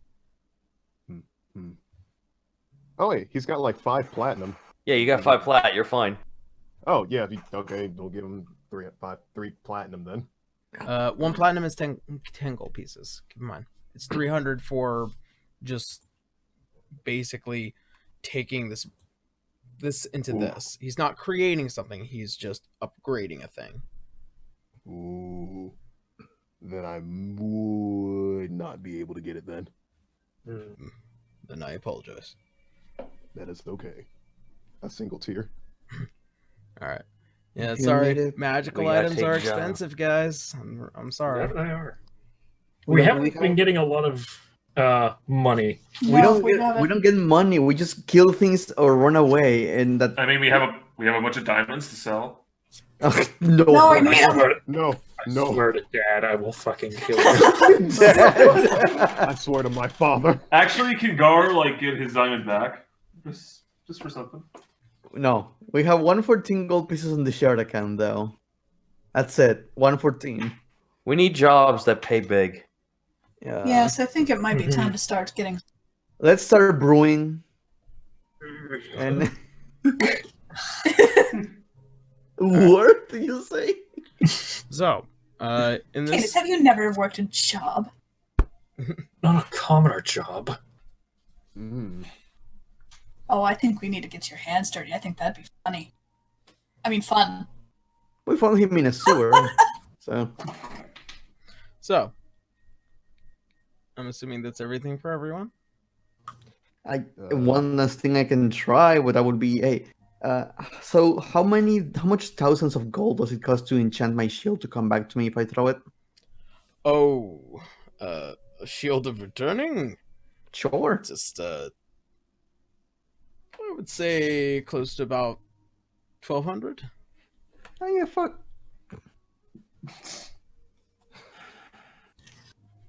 Let's go get a job. We need money. We do. Yeah. Screw adventuring. That doesn't pay anything. So, Sadly, at this point, it kind of doesn't. Yeah, apparently it doesn't. Let's open a bakery. Stay here. I make Alright. a mean mud pie. Let's invest in stocks. all right. So, with that being said, you guys finishing up your shopping spree and things. We can sell the feathers. Oh, I True. forgot. We still we have had like what? those. 6? Yeah, we can sell those shit. How much do rock feathers go for? I'll mark it. Who needs to fucking work? Yeah. Forgot I'm like, all I'm about the pretty sure- feathers. I'm pretty sure we had something like it was really, really priceless. What was it? It was the rock feathers, Yeah, so we they're- kept. Yeah. Let's see. We might be able to get some enchantments after all. Rock feathers are worth about 200 gold pieces each. Yo! Of course, you would need a Yeah, place work. to store them, but you know. We had them in the bag of holding, Yep. Yep. Yeah. taking Bag up of holding. basically the entire bag of holding. That's the only thing that's about holding right now. Plus the money. That is true. We have some chump change and a bunch of giant feathers. All right. So, I'll say for the sake, do you guys sell those feathers? Yes. Yes. Yes. And you said it Yes. was 200 or 300 each. It was about 200. 200 gold pieces each. No, 300 each. It's 200 gold pieces each. 200. I thought it was at that 1200. Damn it. But we had 6 feathers or 7 feathers. I think we had 7. It was 7 think we because we had only 8. gave 1. So we got 1,400 gold out of that. All right. So, you end up having to take Emin out to the back of his shop. And as you guys pull these large blue and red feathers out of the bag of holding, it is to him like his eyes are shining and loving every single moment of these. It's like the magic trick with the endless handkerchief. And those flossing. And as such, you are paid for your feathers. And that's where we're going to go ahead and end tonight's game of D6. Yeah. All right. Yeah. Next session is the job session. Hell Let's get some money. All right. Work. So that being said, as usual, thank you guys so much for watching, and thank you, my players, for coming and playing and entertaining my tomfoolery. Yes. And Thank you. It was fun. I have an interdimensional box. Yeah. yeah, after the Yay. box and the diamonds, your allowances. And I gave everyone in the party a get out of hell free. Your allowance for this week is gone. I'm gonna guys. Yeah. sell it. I'm gonna So- sell it for another gun. All right. Swear to God. So come back next week, so come back next week as usual. We'll be back, and also, hey, Thanksgiving, happy Thanksgiving, everyone, and we wish you the best Thanksgiving. week, and Thanksgiving. we'll see Happy you Thanksgiving. next Mine was Sunday. last month. Mine Bye. was yesterday. All right, Lucky you. have a good Thanksgiving, everyone. Bye. See you next Bye-bye. Sunday. Good night. Bye.